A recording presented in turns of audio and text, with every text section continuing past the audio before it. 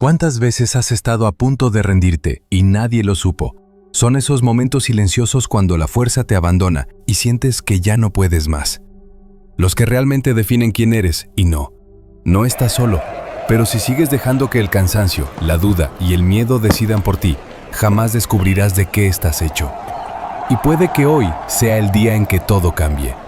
En este video voy a mostrarte las 2 lecciones más poderosas del estoicismo para que aprendas a resistir cuando todo dentro de ti grita que te detengas. Son enseñanzas milenarias forjadas en la adversidad que te ayudarán a mantenerte firme cuando la vida te golpee, a seguir en pie cuando todo parezca derrumbarse y a despertar esa fuerza que ni siquiera sabías que llevabas dentro. Los estoicos entendieron que rendirse no es una opción cuando tu vida, tu propósito y tu camino están en juego. Si estás agotado, confundido o al borde del colapso, quédate. Este video es para ti. Antes de seguir, respóndeme. ¿Cuántas veces has estado a un paso de rendirte sin que nadie lo supiera? Ese cansancio silencioso que escondes.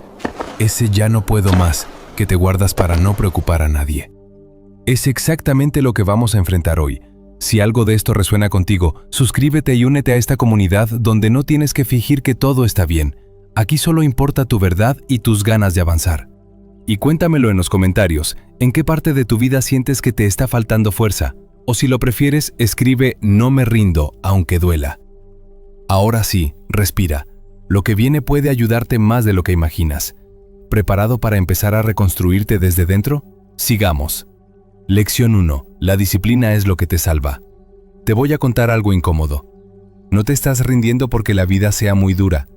Te estás rindiendo porque dependes demasiado de cómo te sientes cada mañana. Te levantas y haces una evaluación silenciosa. Tengo ganas. Hoy me siento inspirado. ¿Puedo con esto? Y si la respuesta es no, te da permiso para aplazar, para negociar, para decirte que mañana será diferente.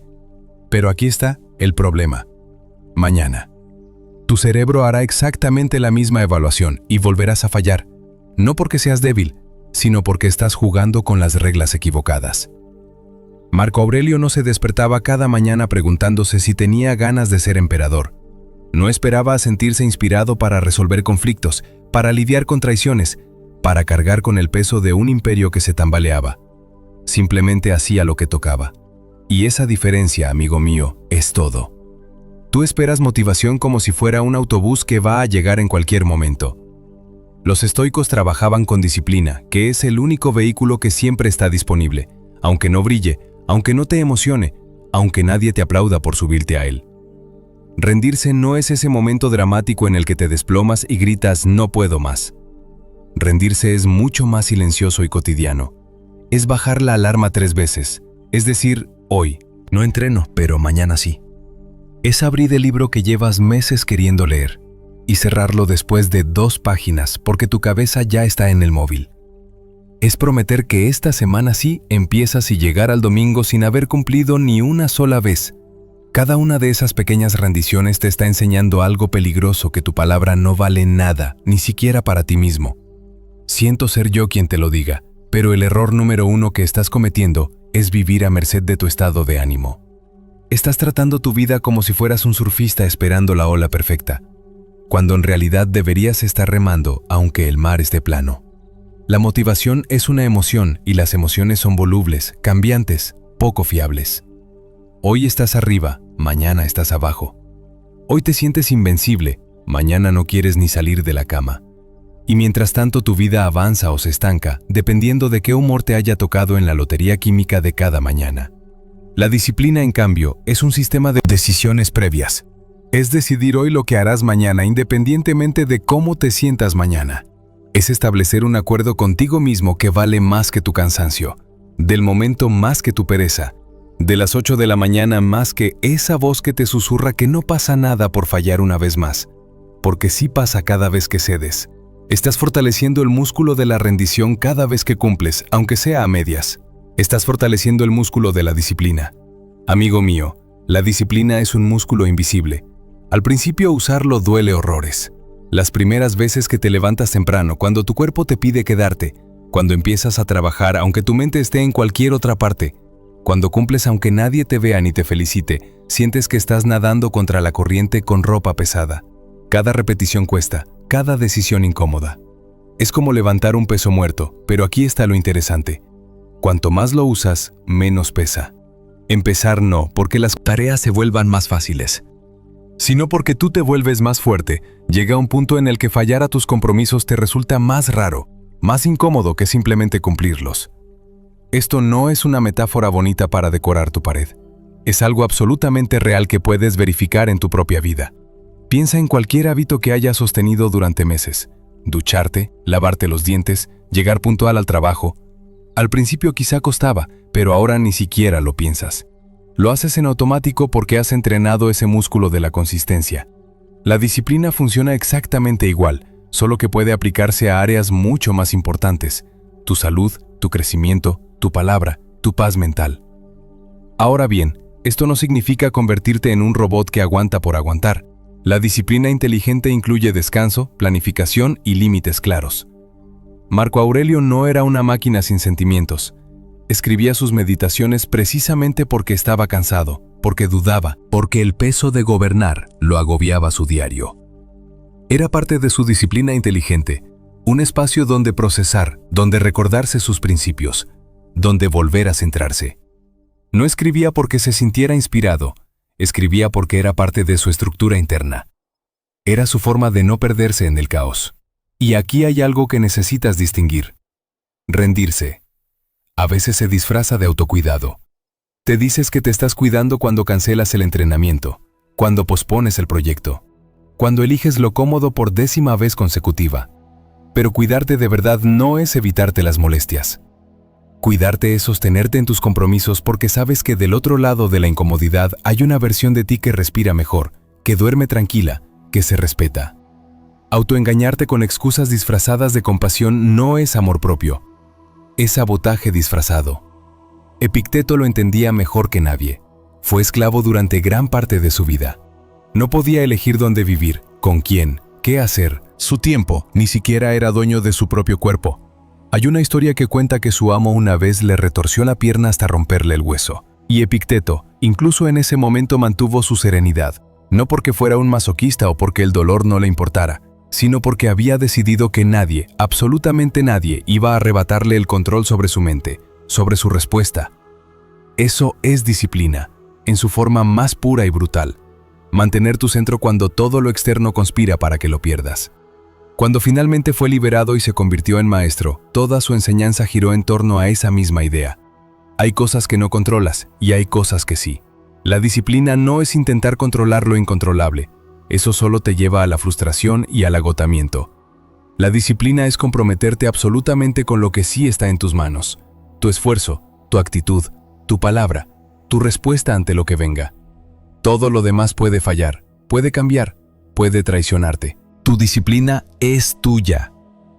Séneca tenía una forma más directa de decirlo. Cada vez que no haces lo que dijiste que harías, le estás regalando tu vida a la pereza. Cada hora que prometes dedicar a crecer, a aprender, a mejorar, y luego desperdicias en distracciones, es una hora que no recuperas. Y no se trata de culpa, se trata de claridad. El tiempo no es un recurso infinito que puedes gastar sin consecuencias. Es el único material con el que construyes tu vida. Y si no tienes disciplina para usarlo bien, al final construyes una vida que no reconoces, que no querías, que no te representa. Hoy mismo puedes diseñar lo que yo llamo tu mínimo estoico. Es la versión más pequeña de la acción que harás incluso en un día malo. No estoy hablando de tu versión épica, motivada, perfecta. Estoy hablando de tu red de seguridad. Si quieres leer más, tu mínimo estoico son 5 páginas. Si quieres entrenar tu mínimo estoico, son 10 minutos de movimiento, aunque sea caminar. Si quieres escribir mínimo estoico, son 100 palabras. Lo importante no es la cantidad, es mantener el sistema vivo, porque el mayor peligro no es hacer poco, es romper la cadena. Una vez que dejas de hacer algo durante varios días, tu cerebro empieza a normalizar la ausencia y volver cuece al doble. Y otra cosa que realmente funciona, ata la disciplina a una identidad. No te preguntes si te apetece, pregúntate qué haría la persona que quiero ser. Si quieres ser alguien sano, esa persona no negocia con su cuerpo. Cada mañana, si quieres ser alguien confiable, esa persona cumple aunque nadie la vea. Si quieres ser alguien que crece, esa persona estudia aunque esté cansada. La disciplina deja de ser una lucha cuando se convierte en coherencia con tu identidad. Además, también puedes hacer el pacto estoico. Nunca rompas. 2 días seguidos un hábito importante. Si hoy fallaste, está bien, eres humano. Pero mañana es casi obligatorio retomar, porque 2 días se convierten en 3. 3 en una semana, y una semana en un mes de autoengaño. La disciplina no es perfección, es recuperación rápida. Es levantarte cada vez que caes, no porque seas un héroe, sino porque decidiste que tu palabra vale. Deja de preguntarte por qué no avanzas y empieza a preguntarte por qué sigues negociando con tu pereza. La disciplina no es un castigo, no es sacrificio por sacrificio. Es la forma en la que te demuestras que vas en serio contigo mismo. Es como construyes confianza interna. Es como te conviertes en alguien que cuando se mira al espejo no tiene que inventarse excusas ni justificaciones. Alguien que sabe que, aunque todo falle, al menos se mantuvo fiel a su palabra. Lección 2. La adversidad viene a entrenarte, no a destruirte. Sé que ahora mismo hay algo en tu vida que te está apretando. Puede ser un problema de salud que no termina de resolverse, una ruptura que todavía duele cuando creías que ya lo habías superado, un trabajo que te drena cada gota de energía, una pérdida que no sabes cómo procesar, y lo único que quieres es que desaparezca. Es normal, es humano. Pero aquí viene la parte incómoda que necesitas escuchar. Esa adversidad puede ser el mejor entrenamiento de tu vida si decides mirarla como lo hacían los estoicos. No desde el discurso motivacional barato que romantiza el sufrimiento, sino desde la claridad brutal de alguien que entiende que el dolor es inevitable, pero lo que haces con él es opcional. Marco Aurelio escribía sus meditaciones en medio de guerras y pestes. Imagínate la escena. Estás liderando un imperio que se desmorona, enfrentando traiciones de personas en las que confiabas, viendo morir a tus seres queridos por enfermedades que no puedes controlar, durmiendo en campamentos militares mientras decides si miles de hombres vivirán o morirán. Y en medio de todo eso, sacas tiempo para escribir sobre calma, sobre aceptación, sobre cómo mantener tu centro cuando el mundo se cae a pedazos. No lo hacía porque fuera un iluminado de emociones, lo hacía porque sabía que sin esa disciplina mental, sin ese recordatorio diario de lo que importa, el caos externo lo iba a devorar. Aquí está la clave que casi todos malinterpretan. Una cosa es lo que te duele y otra muy distinta es lo que realmente te destruye. El dolor es inevitable, la vida te golpea, te quita cosas, te pone contra la pared. Eso no está en tus manos. Pero lo que sí está en tus manos es el relato que te cuentas sobre ese dolor. Porque muchas veces lo que te rompe no es el hecho en sí, sino la historia que construyes alrededor. Esto significa que no valgo, esto significa que no podré, esto significa que la vida está en mi contra, esto significa que soy un fracaso. Y ahí es donde empiezas a hundirte. No por la adversidad, sino por la interpretación que le das. Epicteto lo dijo de una forma tan simple que duele. No son los sucesos los que perturban a las personas, sino lo que piensan sobre esos sucesos. Y esto no es filosofía abstracta, es algo que puedes verificar ahora mismo. Piensa en 2 personas que pierden el mismo trabajo. Una lo vive como el fin del mundo, se hunde en la ansiedad, empieza a creer que nunca va a recuperarse, que es un inútil, que todo está perdido. La otra lo vive como una sacudida dura, sí, pero también como una oportunidad de replantearse qué quiere realmente, de buscar algo más alineado con sus valores, de aprender a pedir ayuda y reconstruirse. El suceso es el mismo, la diferencia está en cómo cada una decide mirarlo. Y esto es importante, porque mucha gente confunde el estoicismo con resignación. Creen que se trata de aguantar en silencio, de no quejarse, de aceptar cualquier cosa que venga como si fueras un mártir sin voz. Pero no, eso no es estoicismo. Los estoicos no eran pasivos, eran estratégicos. Entendían que hay cosas que no puedes cambiar, y ahí sí, la resistencia mental es clave. Pero también sabían que hay cosas que sí puedes cambiar, y ahí la acción es obligatoria. La diferencia entre sabiduría y necedad está en saber distinguir una de otra. Vamos a verlo desde otro ángulo. Cada problema que enfrentas es en realidad un campo de entrenamiento. No me refiero a una metáfora bonita para decorar tu Instagram.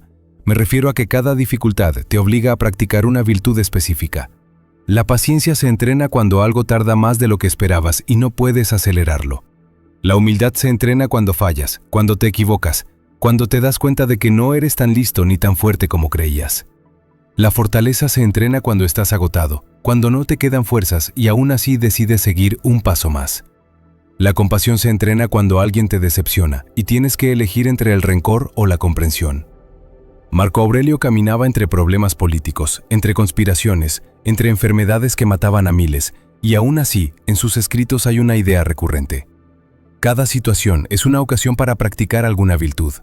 No la buscaba, no la deseaba, pero cuando llegaba la usaba. Eso es ver la adversidad como entrenamiento. No porque te guste, no porque la elijas, sino porque ya que está ahí, más vale sacarle provecho en lugar de solo sangrar por ella. Ahora hay algo más profundo que ocurre con la adversidad. Te obliga a soltar lo que no era esencial. Muchas crisis te quitan cosas que creías imprescindibles, una relación que pensabas que te completaba, un estatus que creías que te definía, una rutina que parecía incuestionable. Y cuando eso se va, entras en pánico porque sientes que te arrancaron un pedazo de ti. Pero pasa el tiempo y empiezas a darte cuenta de algo. Sigues aquí, sigues respirando, sigues pensando, sintiendo, decidiendo, y quizá eso que perdiste no era tan tuyo como creías. Quizá era un decorado que ya no te tocaba sostener. Séneca tenía una forma clara de verlo. La verdadera riqueza no está en tener más, sino en necesitar menos. La adversidad te muestra que era accesorio, te muestra qué partes de tu vida estabas sosteniendo por inercia, por miedo, por qué dirán, por costumbre. Y cuando todo eso se cae, lo que queda es lo esencial. Tu capacidad de elegir, de responder, de construir desde cero si hace falta. Eso nadie te lo puede quitar, aunque te quiten todo lo demás. Ahora, amigo mío, imagina que estás pasando por una ruptura, no una ruptura cualquiera, sino de esas que te deja destrozado, cuestionándote todo, sintiendo que no vas a volver a estar bien. El enfoque típico es hundirte en la autocompasión, en el ¿por qué a mí?, en la obsesión por entender qué hiciste mal, en la fantasía de que volverá. Y puedes quedarte ahí meses, años incluso. O puedes hacer lo que haría un estoico, preguntarte qué estás aprendiendo sobre ti en este proceso. ¿Qué límites no supiste poner? ¿Qué señales ignoraste? ¿Qué partes de ti estabas descuidando por enfocarte solo en la relación? No se trata de culparte, se trata de crecer, de usar ese dolor como materia prima para construir una versión más consciente de ti. O imagina que estás en una situación económica complicada, meses en los que no llegas a fin de mes, factura tras factura, que te genera ansiedad. Decisiones que tienes que tomar entre comer bien o pagar algo urgente. No voy a romantizarte la precariedad. No voy a decirte que el dinero no importa, porque sí importa. Pero dentro de esa dificultad puedes entrenar organización, prioridades, humildad para pedir ayuda. Puedes aprender a distinguir entre lo que necesitas y lo que deseas. Puedes desarrollar creatividad para resolver con menos. No lo buscaste, no es justo, pero ya que está ahí, úsalo. O piensa en una lesión que te obliga a parar. Llevas meses, quizá años construyendo una rutina de entrenamiento, sintiéndote bien con tu cuerpo, y de pronto algo se rompe y tienes que detenerte. La tentación es odiar la lesión, maldecir tu suerte, sentir que pierdes todo lo que habías ganado.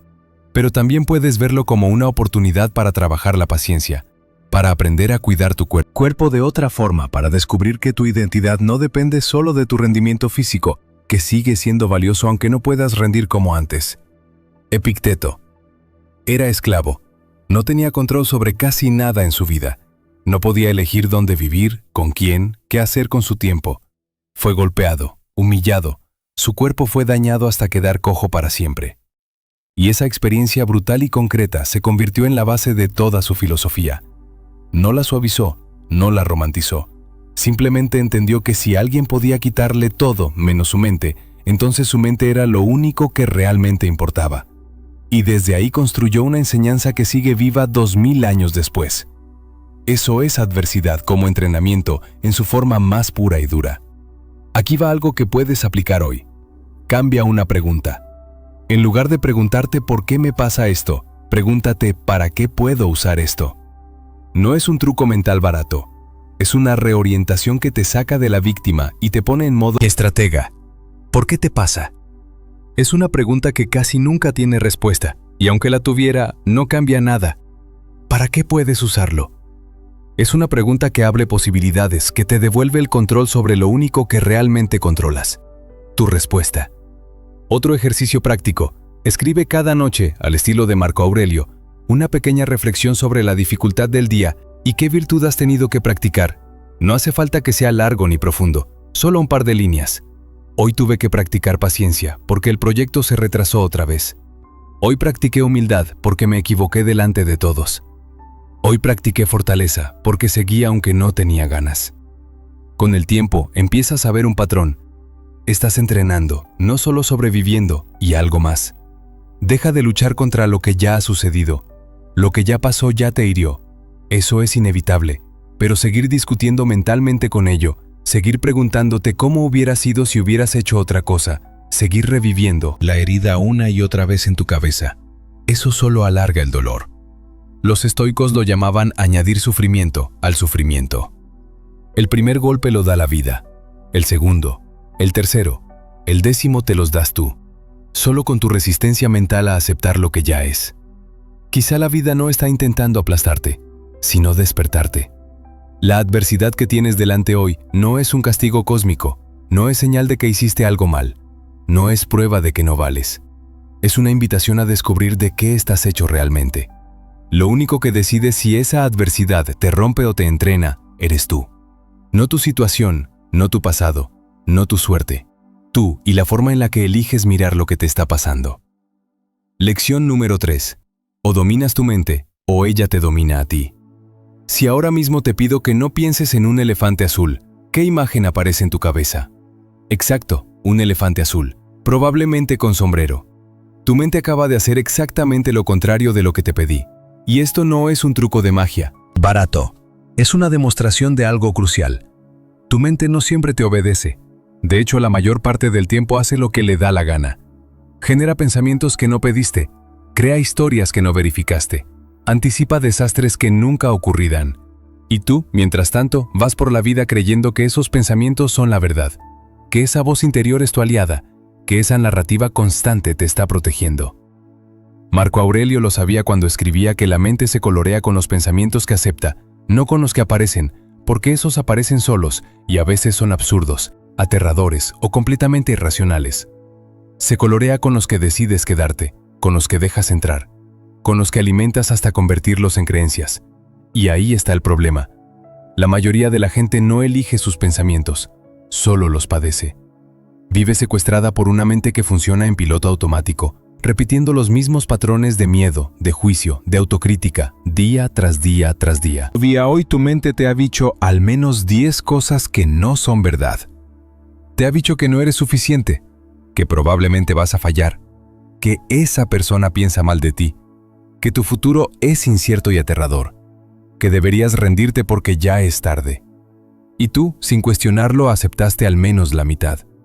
Porque tu mente es tan creativa, tan convincente, que Hollywood debería contratarla.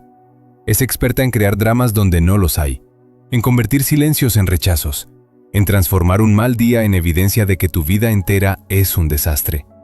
Epicteto lo decía de forma más directa. Lo peligroso no es lo que ocurre, sino el narrador que llevas dentro. Ese narrador que interpreta, que juzga, que distorsiona cada situación para que encaje con tus miedos más profundos. Alguien no te responde un mensaje y tu narrador interno te dice que te está ignorando, que hiciste algo mal, que ya no le importas. La realidad puede ser que esa persona simplemente está ocupada, pero tu mente no trabaja con realidades, trabaja con posibilidades aterradoras. Y entre todas las posibilidades disponibles, siempre elige la peor. Imagina tu mente como un perro sin adiestrar. No es malo, no quiere hacerte daño, pero no sabe comportarse. Ladra a cualquier cosa, muerde lo que no debe, te arrastra por la calle sin que puedas controlarlo. Y cuanto más dejas que haga lo que quiera, más fuerte se vuelve, más te cuesta recuperar el control. Entrenar un perro requiere constancia, paciencia y límites claros. Entrenar tu mente funciona exactamente igual. No puedes pedirle una sola vez que se calme y esperar que obedezca para siempre. Tienes que trabajarla todos los días, en cada pensamiento que aparece, en cada historia que empieza a construir. Y es que quizás no te des cuenta, pero no eliges el primer pensamiento que te viene a la mente, pero sí eliges el segundo. El primer pensamiento es automático, llega sin permiso, producto de tus experiencias, tus traumas, tus patrones mentales. Ves a alguien exitoso y tu primer pensamiento es: yo nunca podré lograr eso. No lo elegiste, simplemente apareció. Pero el segundo pensamiento, ese sí, es tuyo. Puedes quedarte con el primero y convertirlo en una creencia que te paraliza, o puedes cuestionarlo. ¿Por qué no podría? ¿Qué evidencia real tengo de que soy incapaz? Ese pequeño espacio entre el primer y el segundo pensamiento es donde empieza la libertad interior. Es ahí donde viven los estoicos. Marco Aurelio trabajaba ese espacio escribiendo cada mañana. No escribía para publicar, no escribía para que alguien lo leyera. Escribía para corregirse a sí mismo, como si fuera su propio terapeuta. Se recordaba que iba a encontrar gente difícil, que iba a sentirse cansado, que iban a pasar cosas injustas, pero también se recordaba que podía elegir cómo responder, que su mente no tenía que ser esclava de las circunstancias. Eso no lo convertía en alguien perfecto, lo convertía en alguien consciente, y la conciencia es el primer paso para dominar. Ahora vamos a un problema muy específico. La mente cansada es la mente más peligrosa. Cuando hay estrés, falta de sueño, frustración acumulada, tu mente distorsiona todo. Un mensaje sin responder ya parece rechazo, un comentario neutro ya suena a crítica, un silencio ya es señal de que algo va mal. Y empiezas a tomar decisiones desde ese lugar distorsionado. Empiezas a actuar basándote en interpretaciones que ni siquiera son reales. Solo son el producto de una mente agotada que ya no procesa información de forma clara. Los estoicos lo entendían bien. No reaccionaban en automático, no respondían desde el primer impulso.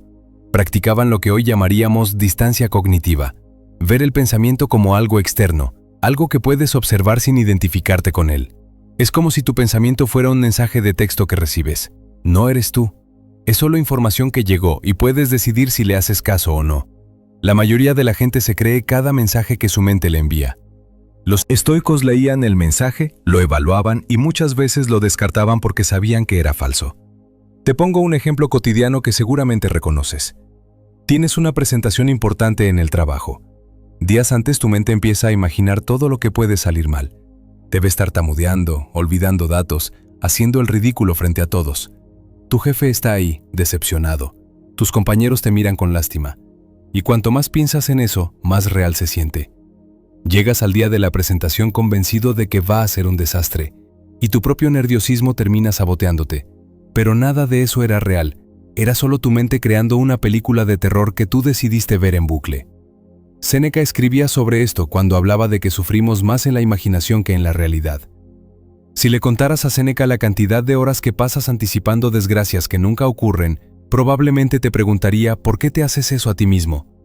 No desde el juicio, sino desde la curiosidad genuina por qué elegir sufrir 2 veces, una en tu cabeza y otra si realmente pasa, y si no pasa, entonces sufriste gratis por nada, solo porque tu mente decidió adelantarse a los hechos. ¿Qué puedes hacer hoy mismo para dominar tu mente cuando un pensamiento te genere ansiedad, miedo o autocrítica intensa? Hazle esta pregunta simple. ¿Qué evidencia tengo de que esto es verdad? No lo que imaginas, no lo que temes, no lo que intuyes. Evidencia concreta. La mayoría de las veces no vas a encontrar ninguna, y ahí es donde te das cuenta de que estás luchando contra fantasmas. Estás dejando que tu mente te domine con historias inventadas que ni siquiera tienen base en la realidad. Otra herramienta. Nombra el pensamiento. En lugar de decir soy un fracaso, di estoy teniendo el pensamiento de que soy un fracaso. Parece un cambio pequeño, pero es enorme. En la primera frase te estás identificando con el pensamiento. Lo estás aceptando como verdad. En la segunda, estás reconociendo que es solo un pensamiento, algo pasajero, algo que puedes observar sin ser arrastrado por él. Los estoicos hacían esto constantemente. Marco Aurelio se escribía cosas como, ahora estoy sintiendo ira, no soy una persona iracunda. Esa diferencia lo salvaba de caer en el pozo, y una más, la regla de los 3 respiros. Antes de responder cuando algo te molesta, cuando alguien te vicia algo que te enciende, cuando sientes que vas a explotar, toma 3 respiros profundos antes de hacer o decir algo. Esos 3 respiros son el espacio donde recuperas el control. Son el momento en el que decides si vas a reaccionar desde la emoción caliente o desde la claridad. Epícteto era durísimo con esto. Decía que no puedes excusarte diciendo no pude evitarlo. Sí pudiste. Siempre hay un microsegundo entre el estímulo y tu respuesta, y en ese microsegundo está tu poder. Uno de los ejercicios más potentes que puedes hacer es escribir tus pensamientos como si fueran mensajes de otra persona. Agarra una libreta, escribe literalmente lo que tu mente te está diciendo y léelo como si te lo hubiera enviado un amigo. ¿Le creerías? ¿Le harías caso o le dirías, oye, está siendo muy duro contigo? Eso no es verdad. La mayoría de las veces cuando pones tus pensamientos en papel y los miras desde fuera, te das cuenta de lo absurdos que son. Te das cuenta de que nunca le hablarías a otra persona de la forma en que te hablas a ti mismo. Amigo mío, si no entrenas tu mente, ella te entrenará a ti y te entrenará mal. Te entrenará para dudar, para temer, para abandonar antes de intentar. Te entrenará para vivir pequeño, para no arriesgar, para conformarte con menos de lo que mereces. Y todo eso ocurre en silencio, sin que te des cuenta, porque llevas tanto tiempo escuchando esa voz que ya ni la cuestionas. Ya asumes que así eres tú, cuando en realidad así es tu mente. Sin entrenar, dominar la mente no es magia, no es iluminación espiritual, no requiere retiros en montañas ni meditaciones de 3 horas. Es práctica, es constancia, es tomar un pensamiento uno solo y ponerlo en su sitio, y luego otro, día tras día. Los estoicos no nacieron con mentes tranquilas, las domesticaron, y tú puedes hacer lo mismo. Amigo, sé que esta lección es dura porque te obliga a mirar hacia adentro, así que dime en qué momento concreto sientes que tu propia mente te gana la batalla. No pienses demasiado, escribe lo primero que aparezca. A veces solo reconocerlo ya es un acto de dominio. Y si te cuesta ponerlo en palabras, deja esta frase para ti mismo. Hoy empiezo a recuperar el control. Respira. Continuamos. Lección 4. No te rindas, solo te está faltando paciencia. Hoy querías resultados rápidos. Lo sé porque yo también a veces quiero que la vida funcione como Amazon Prime. Haces clic en mejorar mi vida, esperas 2 días y listo, debería llegar el paquete con una nueva versión de ti. Pero no funciona así. Nunca ha funcionado así. Y sin embargo, seguimos sorprendiéndonos cuando las cosas tardan, cuando el progreso es lento, cuando los cambios no son instantáneos. Y en ese momento de impaciencia, justo ahí es cuando la mayoría se rinde. No porque el camino sea imposible, sino porque tarda más de lo que estaban dispuestos a esperar. Te voy a contar una escena que probablemente Epicteto vivió más de una vez. Un alumno joven llega a su clase, lleva 2 semanas estudiando filosofía estoica y ya está frustrado. Quiere sabiduría, ya quiere paz mental, ya quiere resultados concretos. Ya le dice a Epicteto, «Maestro, llevo días practicando y sigo sintiendo lo mismo. Esto no funciona». Epicteto lo mira sin prisa, con esa calma que solo da la experiencia, y le responde algo simple pero demoledor. Si no aceptas el proceso, no aceptarás los frutos. El alumno se queda en silencio porque acaba de entender que el problema no es la filosofía, es su incapacidad para respetar el ritmo natural de las cosas. Séneca lo diría más o menos así: lo urgente casi nunca es lo importante, pero cómo nos manipula la prisa. Vivimos en un estado permanente de urgencia artificial. Todo tiene que ser ya. Todo tiene que resolverse hoy. Todo tiene que dar resultados inmediatos. Y cuando algo no cumple con ese ritmo inventado que nos metimos en la cabeza, lo descartamos, lo abandonamos. Decidimos que no sirve, que no funciona, que no es para nosotros.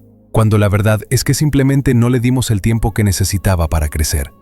Todo tarda más de lo que te gustaría, a ti, a mí y a Marco Aurelio. También. La diferencia es que él lo entendía. Escribía sobre aceptar el ritmo de la naturaleza, sobre no forzar lo que necesita su tiempo. La naturaleza nunca se apresura, y sin embargo todo se cumple.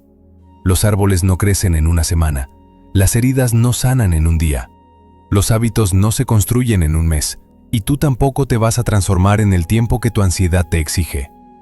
Aquí está el problema de fondo. La impaciencia no es hambre de progreso, es miedo a que no llegue. Es desconfianza.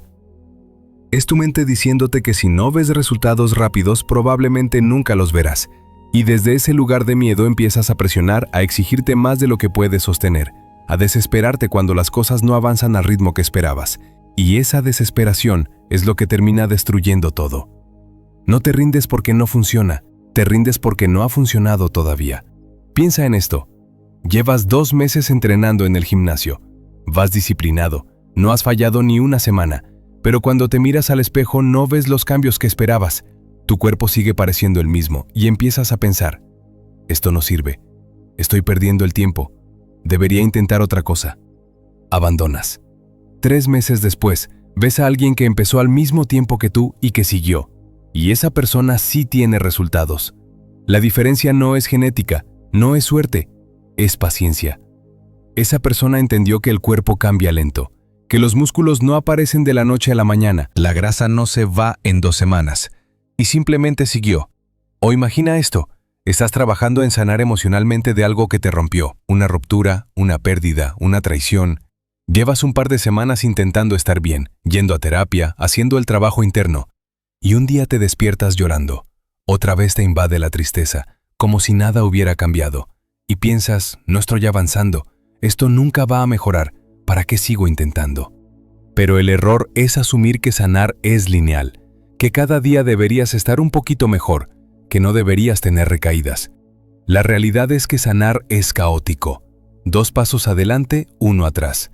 3 días bien, 1 horrible. Y eso no significa que no estés progresando, significa que estás en el proceso. Marco Aurelio lo vivía cada día. Gobernaba un imperio en crisis, enfrentaba guerras interminables, perdía a personas que amaba y aún así escribía sobre mantener la calma, sobre seguir un día más aunque fuera pesado. No porque tuviera resultados inmediatos, sino porque entendía que el compromiso con la virtud no depende de los resultados externos. Tú puedes hacer todo bien y que las cosas tarden, puedes esforzarte al máximo y que el progreso sea invisible durante meses. Eso no significa que estés fallando, significa que estás construyendo cimientos profundos. Aquí hay una distinción crucial que necesitas entender. Proceso lento no es lo mismo que fracaso. La mayoría de la gente confunde esas dos cosas. Si algo no da resultados rápidos, lo interpretan como señal de que no funciona. Pero lo lento no significa inútil, significa profundo. Los cambios superficiales son rápidos. Una dieta extrema te hace bajar peso en 1 semana, pero lo recuperas en 2. Los cambios profundos tardan. Construir una relación sana con la comida puede tomar 1 año, pero ese cambio dura para siempre. Y tú seguramente siempre abandonas justo antes de que algo funcione.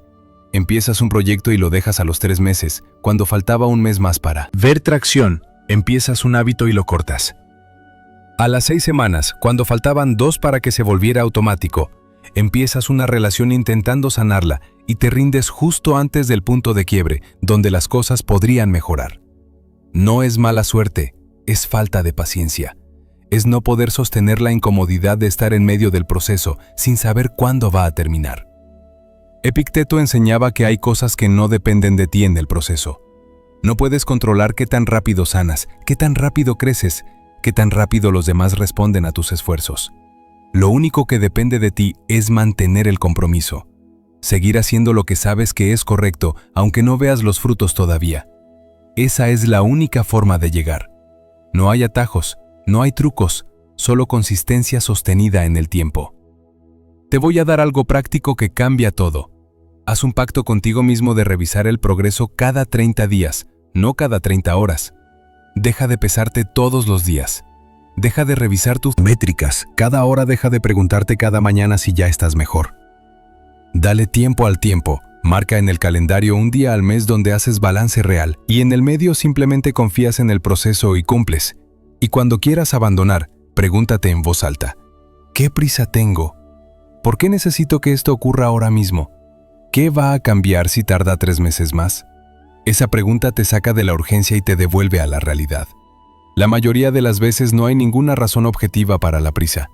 Solo es tu mente incómoda con la incertidumbre, y esa incomodidad no es señal de que debas parar. Es señal de que estás entrenando algo más profundo, la capacidad de sostener el esfuerzo sin recompensa inmediata. Divide tu camino en microetapas y celebra el hecho de mantener el ritmo. Amigo mío, no celebres solo los resultados finales. Celebra que hoy hiciste lo que dijiste que harías. Eso es progreso real. Eso es lo que construye, momento, un día tras otro, sosteniendo el compromiso. Aunque no veas cambios, porque los cambios están ocurriendo bajo la superficie, en lugares que todavía no puedes ver. Como una semilla que germina bajo tierra. No la ves, pero está creciendo. Amigo mío, lo que hoy te desespera, mañana puede ser el motivo de tu orgullo.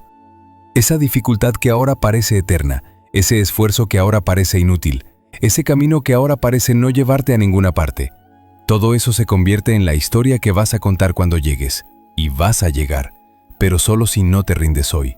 Solo si puedes sostener un día más, y luego otro, y luego otro.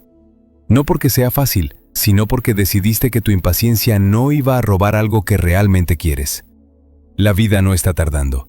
Eres tú quien está acelerando demasiado. Eres tú quien le está pidiendo a las cosas que ocurran en un tiempo que no les corresponde. Y mientras sigas haciendo eso, vas a vivir frustrado, abandonando cosas que tenían futuro, saltando de un intento a otro sin darle a ninguno el tiempo suficiente para florecer.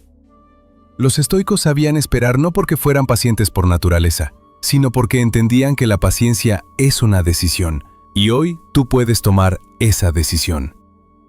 Lección 5. Pierdes fuerza cuando no vives en el presente.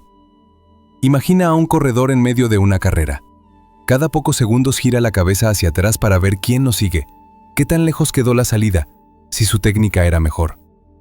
Al principio, cada vez que mira atrás pierde ritmo, tropieza con sus propios pies, se desequilibra. Y mientras tanto, los que mantienen la vista al frente avanzan, no porque sean más rápidos, sino porque toda su energía está donde debería estar, en el paso que están dando ahora mismo. Marco Aurelio escribiría que mirar atrás mientras corres es perder, el único instante que existe. Y tú, amigo mío, haces exactamente lo mismo mentalmente, cada día. Hoy has perdido fuerza al menos 10 veces sin darte cuenta.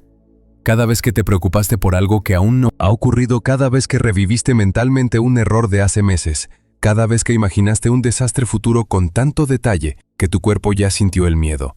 Y mientras hacías todo eso, el presente pasó de largo. La conversación que tenías delante no la escuchaste bien.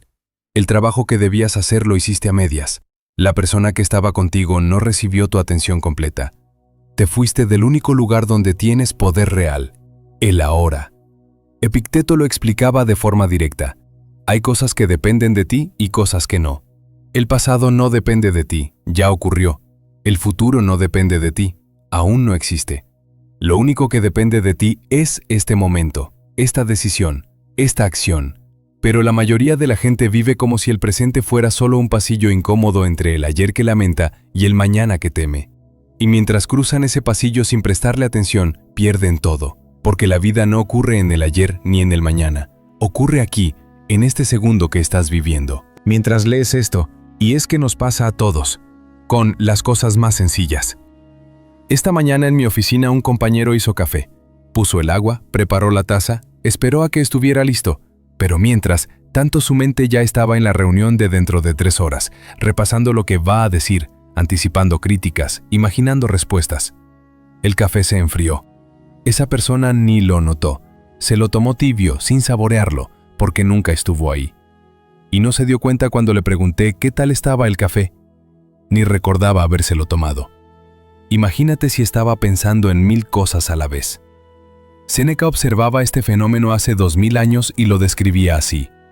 La gente vive como si tuviera otra vida guardada para usarla después, como si este momento no contara, como si el siguiente fuera el importante, como si siempre hubiera tiempo más adelante. Pero no lo hay. No hay tiempo más adelante, solo hay ahora, y luego otro ahora, y luego otro. Y si no estás presente en ninguno de esos momentos, entonces no estás viviendo. Estás solo existiendo, en piloto automático, mientras tu mente viaja a lugares donde no puede hacer nada. Porque aquí está la clave. Todo lo que mejora tu vida ocurre en el presente. La decisión se toma ahora. La acción se ejecuta ahora. El cambio empieza ahora. Pensar en el futuro no es progreso. Ese solo ruido mental que te hace sentir productivo sin hacer nada real. Vivir fuera del presente te resta fuerza, de forma literal, no metafórica. Cuando tu mente está en el futuro imaginando problemas, tu cuerpo se tensa como si esos problemas ya estuvieran pasando. Produces cortisol, activas el sistema nervioso, gastas energía luchando contra algo que ni siquiera existe. Y cuando tu mente está en el pasado, reviviendo errores, tu cuerpo también reacciona. Se pone pesado, se hunde, se cansa. Porque tu sistema no distingue entre lo que está pasando y lo que estás imaginando. Para tu cuerpo recordar una humillación es casi como vivirla otra vez. Y así te vas desgastando sin que haya ninguna amenaza real frente a ti.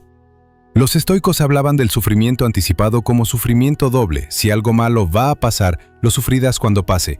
Pero si antes de que pase ya lo estás sufriendo en tu mente, entonces sufres 2 veces. Y la mayoría de las veces ese algo malo ni siquiera ocurre, así que sufriste gratis.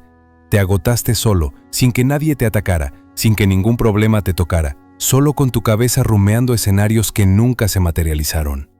Ahora ponte en esta situación. Tienes que tener una conversación difícil con alguien. Puede ser con tu jefe, con tu pareja, con un amigo. Esa conversación es dentro de 2 días, pero durante esos 2 días tu mente no para. Ensayas lo que vas a decir, imaginas cómo va a reaccionar la otra persona, anticipas objeciones, te pones nervioso de solo pensarlo. Y cuando llega el momento real de la conversación, ya estás agotado. Llegas tenso, defensivo, con menos claridad, y muchas veces la conversación ni siquiera deservar. Va como imaginaste. Todo ese desgaste fue en vano. Te robaste 2 días de paz por una conversación de 20 minutos. Ahora vamos al otro lado. El pasado, hay gente que carga errores de hace años como si fueran mochilas llenas de piedras. Reviven conversaciones viejas, se martirizan por decisiones que ya no pueden cambiar. Se preguntan qué hubiera pasado si hubieran elegido diferente. Y todo eso es peso muerto. No es reflexión útil. No es aprendizaje. Es solo un archivo antiguo que tu cerebro insiste en abrir cada día sin razón. Séneca hablaba de soltar no porque el pasado no importe, sino porque aferrarse a él te debilita. No puedes caminar ligero si llevas todo lo que alguna vez te pasó encima. Y luego está el futuro, ese terreno que no existe pero que parece tan real en tu cabeza. Te estás agotando luchando contra un fantasma. El futuro solo se crea con acciones presentes.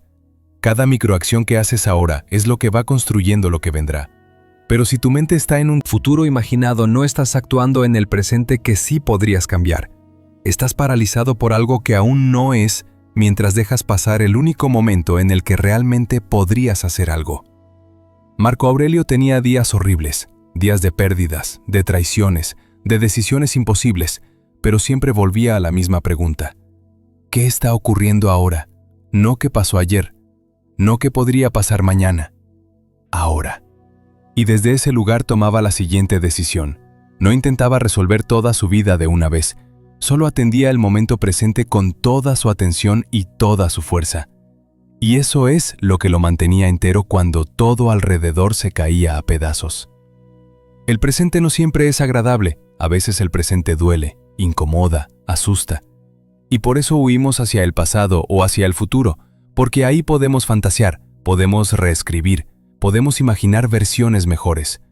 Pero el único lugar donde puedes resistir de verdad es aquí.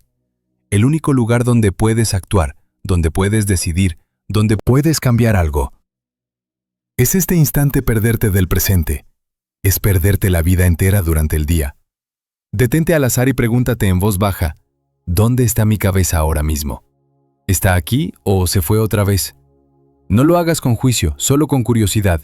Y si descubres que tu mente se fue al pasado o al futuro, tráela de vuelta suavemente, no con fuerza, no con frustración, solo con un pequeño tirón consciente hacia lo que tienes delante. Esa acción repetida día tras día entrena tu capacidad de estar presente, y esa capacidad es lo que marca la diferencia entre vivir y solo sobrevivir. Otra cosa que puedes intentar es hacer una pausa de 10 segundos antes de reaccionar.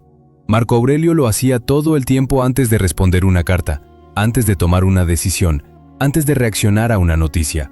10 segundos donde solo respiraba, donde volvía a centrarse, donde se preguntaba qué era lo correcto hacer desde la calma y no desde el impulso. Esos 10 segundos son el espacio entre el estímulo y tu respuesta, y en ese espacio está tu libertad. Y cuando tu mente corra hacia el futuro, no la persigas, simplemente tira suavemente de ella hacia una sola acción presente. Una, no intentes planificar toda la semana. No intentes resolver todo de golpe. Solo pregúntate, ¿qué es lo siguiente que puedo hacer ahora mismo? Y haz eso. Luego lo siguiente. Y luego lo siguiente. Así es como construyes futuro sin perderte del presente. Si no vives en el presente, no estás viviendo. Estás recordando o anticipando, pero no estás aquí. Y todo lo que importa está aquí. Tu fuerza está aquí. Tu capacidad de cambio está aquí. Tu vida, la real, la única que tienes, está ocurriendo ahora mismo. El presente es pequeño. Sí, es solo este segundo, este respiro, esta decisión. Pero lo pequeño bien vivido, atendido con toda tu presencia, se convierte en destino. Y ese destino lo construyes ahora, no mañana. Lección 6. El silencio te hace más fuerte de lo que crees. Ya Séneca lo decía hace 2000 años. La gente corre mucho, pero siempre escapa de sí misma. Viajan, se llenan de actividades, cambian de ciudad, buscan distracciones. Pero el problema los acompaña a todas partes. Porque el problema no está afuera, está adentro. Y el único lugar donde puedes enfrentarlo es en el silencio. Ese lugar incómodo donde no hay voces ajenas que te digan qué pensar, donde no hay pantallas que te distraigan de lo que sientes, donde solo quedas tú y lo que realmente está pasando en tu cabeza. Hoy le tienes más miedo al silencio que a hacer el ridículo. Lo sabes porque prefieres llenar cada hueco con ruido, música de fondo cuando trabajas, podcast mientras caminas, serie mientras comes, scroll infinito antes de dormir. Cualquier cosa con tal de no quedarte a solas con tus pensamientos. Y no te juzgo, casi todos hacemos lo mismo. Pero aquí está el problema. Estás huyendo de ti mismo. Y cuando huyes de ti, te vuelves débil. Pierdes claridad, pierdes centro. Te conviertes en alguien que reacciona a todo porque nunca se detiene a pensar en nada. Imagina esta escena. Alguien sentado en el coche, motor apagado, manos en el volante, sin música, solo silencio. Para muchos, esos 5 minutos son insoportables. Tienen que encender la radio, revisar el móvil, hacer algo que rompa ese vacío. Pero ese momento, ese silencio breve, antes de entrar a casa, antes de volver al ruido, vale más que 1000 opiniones ajenas. Porque en ese espacio puedes escucharte de verdad. Puedes preguntarte cómo estás, qué necesitas, qué está funcionando y qué no. Marco Aurelio buscaba esos instantes para reorganizarse por dentro. No porque fuera un iluminado, sino porque sabía que sin esos momentos de silencio, el caos externo lo iba a devorar. Aquí está la clave que casi nadie entiende. El silencio no es ausencia de ruido, es claridad mental.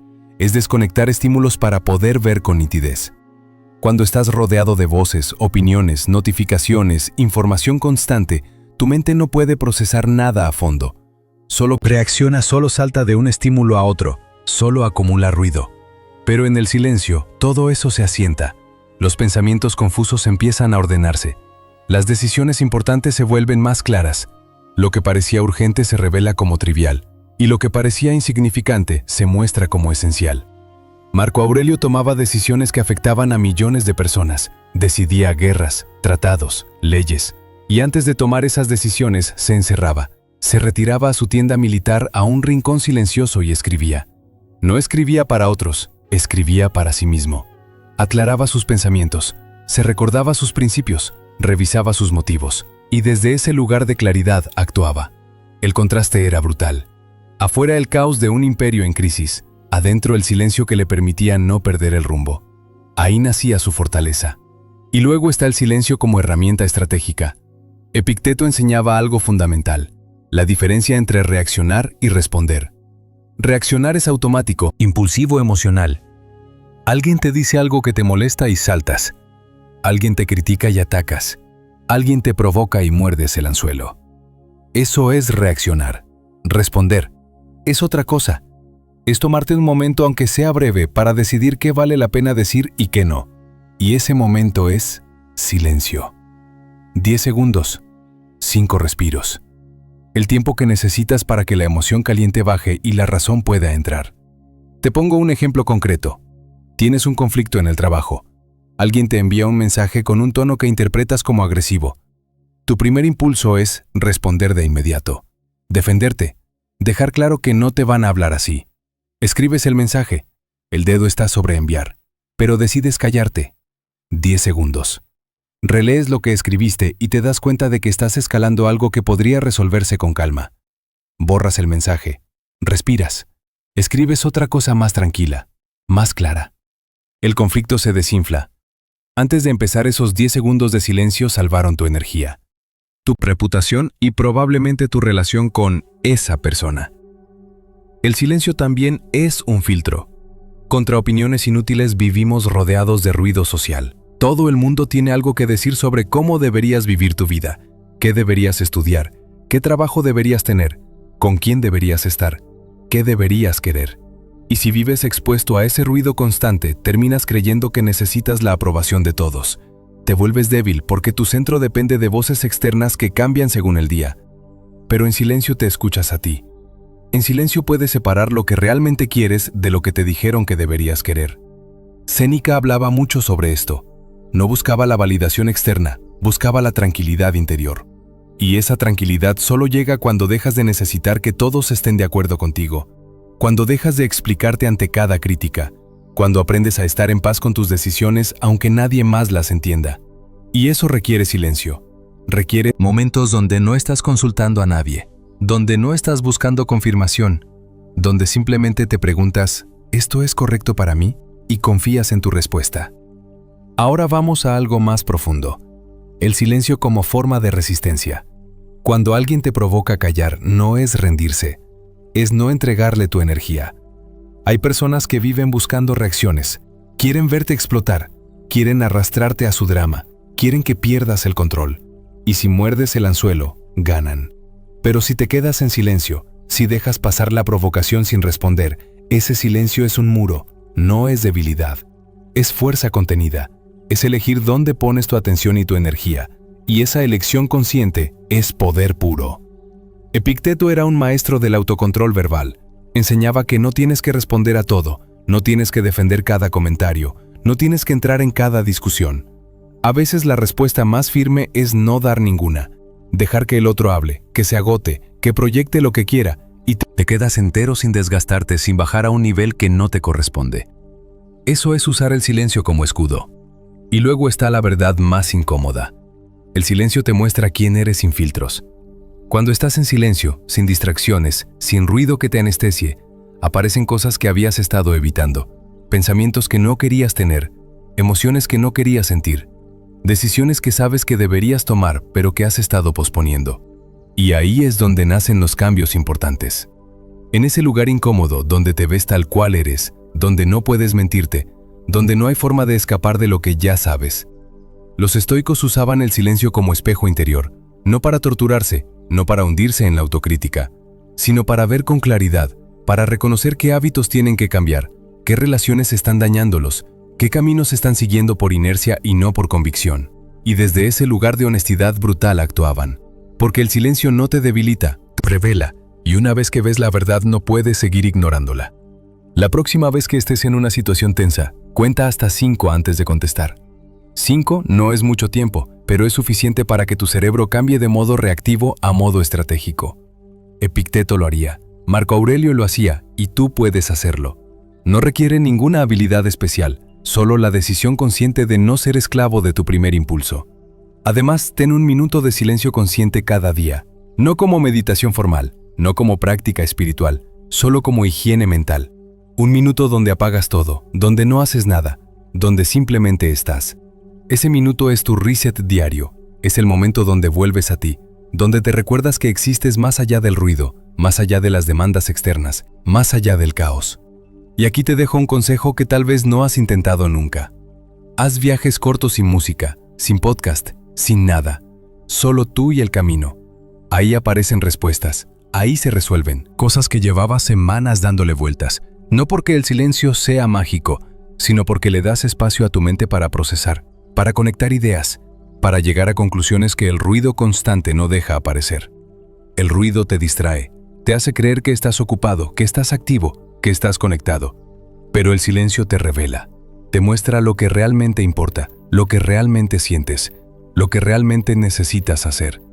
Y si aprendes a estar contigo sin ruido, si puedes sostener ese espacio incómodo donde solo quedas tú y tus pensamientos, entonces nada podrá derribarte por fuera, porque tu fuerza ya no depende de lo que pasa afuera, depende de lo que has construido adentro. En esos momentos de silencio que casi todos evitan, ahora, amigo mío, te voy a pedir algo. Haz una pausa, un segundo. Llevamos media travesía juntos, y si has llegado hasta aquí, no es casualidad.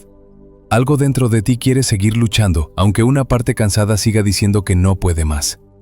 Dime, en los comentarios qué lección de estas 6 primeras te ha golpeado un poco más fuerte de lo que esperabas.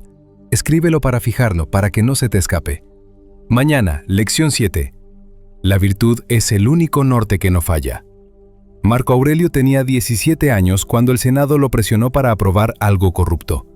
No era emperador todavía, solo un joven con conexiones políticas que podía facilitarles las cosas. La propuesta era simple: mirar para otro lado, firmar un documento, hacer la vista gorda. Nadie se enteraría. Y si se negaba, perdería favores importantes, conexiones que le costarían años recuperar. Estaba solo en esa decisión. Podía elegir lo fácil o lo correcto. Y eligió lo correcto. No porque fuera un héroe, no porque tuviera garantías de que todo saldría bien.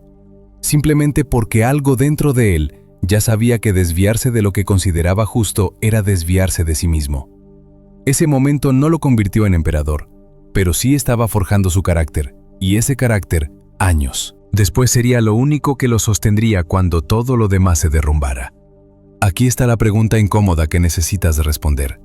¿Cuántas veces has hecho algo que no querías solo para caer bien, evitar conflicto o impresionar a alguien? ¿Cuántas veces has traicionado lo que sabes que es correcto porque la alternativa era más cómoda? Es curioso, cuanto más traicionas tus valores, más débil te vuelves. No físicamente, no de forma obvia, pero por dentro algo se rompe. Te vuelves alguien que no se respeta a sí mismo, alguien que negocia sus principios según quien esté delante, alguien que ya no tiene un centro sólido desde el cual decidir. Para los estoicos, la virtud no era un concepto abstracto para debates filosóficos. Era el único norte que no falla cuando todo lo demás cambia. Cuando las circunstancias te traicionan, cuando la gente te decepciona, cuando tus planes se desmoronan, la virtud sigue ahí. No te pide nada a cambio, no depende de resultados, no necesita que nadie aplauda, es. Simplemente el compromiso de hacer lo correcto, porque es lo correcto, independientemente de las consecuencias. Y esa solidez interna es lo que te mantiene entero cuando el mundo se pone hostil. Hay gente que logra cosas, que acumula éxitos que desde fuera parece que lo tiene todo resuelto, y sin embargo sienten un vacío extraño. No saben explicarlo. No es depresión clínica, no es falta de logros, es desalineación. Es vivir en dirección contraria a tus principios. Séneca lo decía de forma clara. Nada desgasta tanto como vivir traicionando lo que sabes que es correcto. Porque cada vez que actúas contra tus valores, te divides por dentro. Una parte de ti hace lo que crees conveniente, otra parte te juzga por hacerlo, y esa división interna consume energía sin que te des cuenta.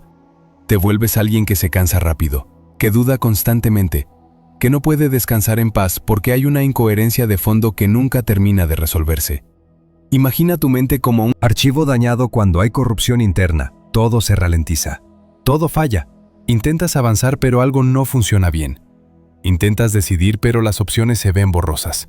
Intentas confiar en ti mismo pero hay una voz que te recuerda todas las veces que te fallaste. Eso es vivir sin virtud. Es actuar partido fragmentado, sin coherencia entre lo que piensas, lo que dices y lo que haces. Y esa fragmentación no solo te debilita, te agota. Marco Aurelio tomaba decisiones durísimas basadas en virtud, no en conveniencia. Decisiones que le costaban aliados, que le generaban enemigos, que no le daban resultados inmediatos, pero podía dormir en paz. Podía mirarse al espejo, sin vergüenza. Podía escribir en su diario sin tener que justificarse o inventarse excusas, porque su norte era claro: justicia, valentía, templanza y sabiduría. No eran adornos, no eran ideas bonitas, eran cimientos. Y desde esos cimientos todo lo demás se construía. Cuando dudas, cuando la vida te pone en situaciones ambiguas donde no hay respuestas fáciles, ahí es donde la virtud te salva, porque no tienes que preguntarte qué te conviene, qué te beneficia, qué te hace quedar bien. Solo te preguntas qué es lo correcto, y desde ahí actúas. Puede que pierdas algo, puede que te cueste, pero no pierdes tu centro. Y tu centro es lo único que realmente necesitas proteger, porque es lo único que nadie puede quitarte si tú no se lo entregas. Ahora vamos a algo importante. Ser buena persona no es ser débil. Hay una confusión gigante con esto. Mucha gente cree que tener valores firmes te convierte en alguien blando, en alguien que se deja pisotear, en alguien que no sabe defenderse. Pero la virtud no es fragilidad, es firmeza. Es decir no cuando toca, aunque incomode. Es poner límites claros aunque te cueste. Relaciones. Es mantener tu palabra aunque te resulte más fácil romperla. Eso no es debilidad, es fuerza contenida. Es poder que no necesita demostración constante porque sabe lo que vale. Epicteto usaba la rectitud como fuerza en debates, en conflictos, en situaciones donde otros intentaban manipularlo. No entraba en juegos sucios, no se rebajaba a niveles que no le correspondían, y eso lo hacía intocable. no porque fuera perfecto, sino porque su coherencia lo protegía. Cuando tus valores son claros, cuando no negocias con ellos, la gente sabe que no puede comprarte, no puede arrastrarte, no puede hacerte traicionar lo que eres. Y eso es poder real. ¿Imaginas que estás en un grupo de trabajo y todos empiezan a hablar mal de alguien que no está presente? No es nada grave, solo comentarios, risas, quejas. Tienes dos opciones, sumarte para no quedar fuera o no decir nada. La primera opción te da pertenencia inmediata, la segunda te deja solo. Pero aquí está la cuestión. Si te sumas, vas a salir de ahí sintiéndote vacío, porque sabes que no era necesario, que no aportaba nada, que solo estabas traicionando tu propia coherencia por no sentirte excluido. Y esa sensación de vacío es tu virtud recordándote que actuaste contra ti mismo. O imagina esto, te ofrecen un trabajo bien pagado, pero el proyecto va contra tus valores. Puede ser algo que daña al medio ambiente, algo que explota a otras personas, algo que sabes que no es ético, aunque sea legal aceptarlo. Resolvería problemas económicos inmediatos. Rechazarlo te deja en incertidumbre. La mayoría acepta y luego pasan meses sintiéndose mal, sin saber por qué. Porque el dinero no compensa la desalineación interna. Porque cada día que vas a trabajar es un recordatorio de que vendiste algo que no tenía precio. La virtud no es perfección. No se trata de nunca equivocarte, de nunca fallar, de nunca tomar una decisión de la que luego te arrepientas. Marco Aurelio cometía errores. Tenía días donde no estaba a la altura de sus propios estándares, momentos donde su paciencia se agotaba o su juicio fallaba. Pero la diferencia es que volvía, reconocía el error, lo escribía, se corregía, no se quedaba atrapado en la culpa ni tampoco se justificaba, simplemente reorientaba su brújula y seguía. Un error no rompe tu virtud. Rendirte a un patrón de traicionarte constantemente. Sí, Séneca hablaba mucho sobre la coherencia como un acto moral. No solo lo que haces, sino cómo usas tu tiempo, con quién te juntas, qué aceptas y qué rechazas. Todo eso dice quién eres realmente, no quién dices ser. Y ahí es donde la mayoría falla. Dicen que valoran la honestidad, pero mienten cuando les conviene. Dicen que valoran la lealtad, pero traicionan cuando hay una oferta mejor. Dicen que valoran el respeto, pero hablan mal de otros a sus espaldas. Esa incoherencia no pasa desapercibida. Quizá otros no la noten, pero tú sí. Y es contigo con quien tienes que vivir cada día. Entonces, ¿qué puedes hacer? Antes de tomar cualquier decisión importante, hazte esta pregunta. ¿Me voy a respetar después de esto? No. Si va a funcionar. No. Si otros lo aprobarán. No. Si te beneficia. Te vas a respetar porque si la respuesta es no, entonces el precio de esa decisión es demasiado alto.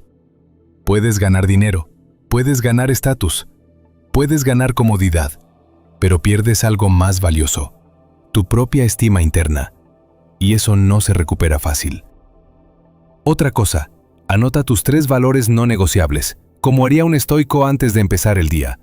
3 cosas que pase lo que pase no vas a traicionar. Pueden ser honestidad, respeto, valentía, lealtad, justicia, lo que sea. Que para ti defina quién quieres ser. Y cuando llegue una decisión difícil, revisa esos 3 valores. Si lo que estás a punto de hacer va contra alguno de ellos, ya tienes tu respuesta. No necesitas más análisis, no necesitas más opiniones. Tu norte ya te está diciendo qué hacer. Y una última, si vas a mentir, que sea para proteger a alguien, no para proteger tu ego. Hay mentiras que salvan vidas, que protegen a los vulnerables, que evitan daños innecesarios. Esas tienen un lugar. Pero las mentiras para quedar bien, para evitar incomodidad, para cubrir tus errores, esas solo te debilitan, porque cada mentira es una grieta en tu coherencia interna, y con suficientes grietas todo se derrumba. Lo que haces cada día te construye o te destruye, no hay término medio. Cada decisión alineada con tus valores te fortalece, cada traición a ti mismo te erosiona. Y al final de tu vida no vas a recordar cuánto ganaste o cuánto impresionaste. Vas a recordar si pudiste mirarte al espejo con dignidad, si mantuviste tu palabra, si fuiste fiel a lo que sabías que era correcto, aunque costara. Eso es la virtud. Y cuando todo falle, amigo mío, ese norte seguirá ahí, firme, esperándote, pero solo si no lo has traicionado. Lección 8. El dolor no decide por ti. Tú eliges qué hacer con él. Vamos a aclarar algo fundamental. El dolor no es tu enemigo, es un mensajero. Te avisa de algo, de límites que cruzaste, de pérdidas que necesitas procesar, de agotamiento que ignoraste durante meses, de injusticias que tienes que confrontar. Séneca lo decía de forma directa: el dolor no es información y la mayoría de la gente mata. Al mensajero, en lugar de leer el mensaje, se droga con distracciones, con negación, con excusas, y el dolor, al no ser escuchado, se vuelve más fuerte, grita más alto, se queda más tiempo. Hay una historia sobre Epicteto que casi nadie cuenta con la crudeza que merece. Era esclavo. Su amo, en un arranque de rabia, le retorció la pierna con tanta fuerza que el hueso se rompió. Escucha bien esto: un hombre adulto quebrándole la pierna a otro ser humano sin más razón que su propio sadismo. Epicteto quedó cojo para siempre. Ese dolor no fue metafórico, no fue emocional, fue físico y permanente. Cada paso que daba el resto de su vida era un recordatorio de ese momento. Podía haberse hundido en la amargura, en el odio, en la autocompasión. Nadie lo habría juzgado. Pero en lugar de eso, convirtió esa experiencia en la base de toda una filosofía sobre lo que sí depende de ti. Eligió que ese dolor no definiría su vida. Eligió usarlo como combustible para enseñar algo que cambiaría a millones. Nadie puede quitarte tu mente si tú no se la entregas. No sé qué dolor estás llevando ahora mismo. Puede ser una pérdida, una traición, una enfermedad, un fracaso que te partió en dos. Pero sí sé una cosa: no es el dolor lo que te está frenando, es lo que haces con él. Porque el dolor en sí mismo no tiene dirección. No decides si te hundes o te levantas, no eliges si te amarga o te enseña. Eso lo decides tú. Y esa decisión, aunque pequeña y silenciosa, es la diferencia entre alguien que se rompe para siempre y alguien que se reconstruye más fuerte. Marco Aurelio lo escribió desde un lugar que no era precisamente cómodo. No lo escribió desde un retiro espiritual en la montaña. Lo escribió enfermo, agotado, traicionado por personas en las que confiaba. Cuando hablaba de que el obstáculo es el camino, no era teoría, era supervivencia. Era él intentando encontrarle sentido a un dolor que no pedía, pero que no podía evitar. Y lo que descubrió es algo que tú también puedes descubrir. El dolor puede ser el mejor maestro de tu vida si decides aprender en lugar de solo sangrar. El dolor que destruye no es el dolor en sí. Es el dolor que niegas cuando intentas ignorarlo, cuando finges que no existe, cuando lo empujas hacia abajo esperando que desaparezca. Solo ese dolor fermenta, se pudre, se convierte en resentimiento, en amargura, en una herida infectada que contamina todo lo demás. Epicteto enseñaba algo crucial. Primero acepta lo que duele, luego decide qué hacer con ello. No puedes transformar lo que no reconoces, no puedes sanar lo que sigues negando. Hay una diferencia enorme entre dolor que pide acción y dolor que pide paciencia. Algunos dolores están ahí para empujarte a cambiar algo, un trabajo que te destruye, una relación tóxica que te vacía, un hábito que te está matando lento. Ese dolor es una alarma que te dice: muévete, actúa, sal de aquí. Y si no lo escuchas, si te quedas porque tienes miedo, porque crees que no mereces mejor, ese dolor se convierte en tu realidad permanente. Pero hay otros dolores que no puedes resolver con acción. Una pérdida irreversible, una enfermedad crónica, un pasado que no puedes cambiar. Esos dolores piden otra cosa, piden que los sostengas sin romperte, que los lleves con dignidad, que no dejes que te definan. Marco Aurelio escribía sobre esto cuando hablaba de sostener en sufrimiento sin perder la virtud. No se trataba de no sufrir, eso es imposible. Se trataba de seguir siendo quien eres en medio del sufrimiento, de no dejar que el dolor te convierta en alguien amargo, vengativo, destructivo, de mantener tu humanidad intacta aunque todo duela. Eso no es resignación, es resistencia, es la forma más profunda de fortaleza que existe. Aquí hay una trampa en la que mucha gente cae. Convierten su dolor en su identidad, se vuelven la persona que sufrió esto y cada conversación vuelve ahí.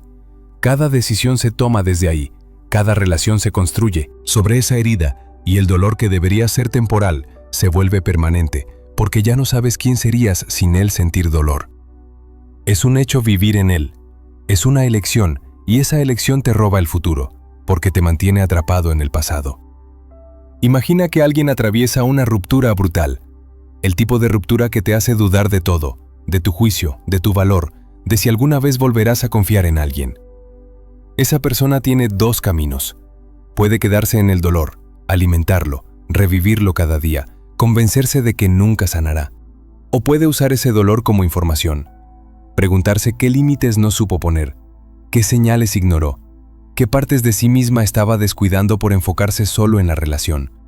Y desde ahí reconstruirse, redefinir sus estándares, volverse alguien que ya no acepta migajas, porque aprendió a base de dolor lo que realmente necesita. O piensa en alguien que enfrenta una humillación laboral, jefes abusivos, compañeros que traicionan, esfuerzo que no se reconoce. Ese dolor puede hundirte en la autocompasión, en la rabia constante, en la victimización, o puede enseñarte a poner límites, a defender tu dignidad, a entender que tu valor no depende de que otros lo vean, y desde ahí tomar decisiones más firmes, irte, cambiar, exigir respeto. El dolor no cambió, lo que cambió fue cómo lo usas. Séneca trataba el dolor como un maestro, duro pero necesario. No lo glorificaba, no decía que el sufrimiento era bonito, pero sí decía que el sufrimiento sin reflexión es sufrimiento desperdiciado. Que cada dolor puede enseñarte algo sobre ti mismo, sobre tus límites, sobre lo que realmente importa, y que ignorar esas lecciones es condenarte a repetir los mismos errores una y otra vez. ¿Cómo puedes hacer para no rendirte nunca a pesar del dolor? No le pidas al dolor que sea bonito, pídele que sea claro. Pregúntale, ¿qué me estás diciendo? ¿Qué necesito cambiar? ¿Qué tengo que soltar? ¿Qué tengo que aprender? No desde la autocrítica, no desde el masoquismo, sino desde la curiosidad genuina porque sí. El dolor ya está ahí, si ya te hirió. Al menos que no sea en vano, al menos que te deje algo útil. Luego escribe una frase y ponla donde puedas verla. Esto duele, pero no me define, porque la verdad es esa. En dolor es algo que estás atravesando, no algo que eres. Y esa distinción es vital. Puedes sentir todo el dolor del mundo, puedes llorar, puedes romperte, pero mientras mantengas esa claridad de que el dolor no es tu identidad, hay esperanza, hay salida, hay reconstrucción posible. Y además busca el mensaje del dolor antes de buscar la salida. La mayoría de la gente solo quiere que el dolor se vaya. Toman lo que sea para adormecer, para distraer, para olvidar. Pero si sales del dolor sin entender qué vino a enseñarte, vas a volver a caer en situaciones similares porque no aprendiste, solo escapaste. Y escapar no es sanar tu dolor. No está aquí para dejarte pequeño, no está aquí para convencerte de que no vales, de que no puedes, de que todo está perdido. Está aquí para hacerte ver que puedes ser más grande de lo que creías, que puedes sostener más peso del que pensabas, que puedes reconstruirte incluso cuando creías que ya no quedaba nada. El dolor no decide tu destino, lo decides tú cada día con lo que haces con él. Y esa decisión, aunque invisible, es lo que te convierte en alguien que no solo sobrevive, sino que se transforma. Lección 9. Sin un porqué, todo te hace caer. Si no sabes por qué estás peleando, cualquier piedra del camino te parece un muro. Cualquier obstáculo pequeño se siente insuperable. Cualquier día malo se convierte en excusa para abandonar. Y no es porque seas débil, es porque estás corriendo sin dirección. Estás gastando energía sin saber hacia dónde. Y cuando no sabes hacia dónde vas, el cansancio llega antes. La duda te paraliza más rápido y rendirte se vuelve la opción más lógica. Marco Aurelio no empezaba el día sin hacerse una pregunta: ¿para qué estoy aquí hoy? No era una pregunta filosófica abstracta. Era práctica. Era su forma de asegurarse de que todo lo que hiciera ese día tuviera sentido. Tú, en cambio, empiezas el día corriendo detrás del caos sin preguntarte nada, sin saber si lo que haces te acerca a algo que realmente importa. Conozco a gente que empieza proyectos con entusiasmo. El primer día están arriba, motivados, convencidos de que esta vez será diferente, pero 2 semanas después ya no saben ni por qué empezaron.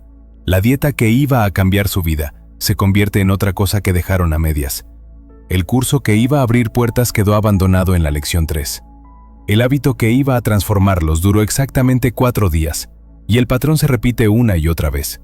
No porque les falte fuerza de voluntad, sino porque nunca tuvieron claro su porqué. Séneca lo decía hace 2000 años. Ningún viento es favorable para quien no sabe a qué puerto va.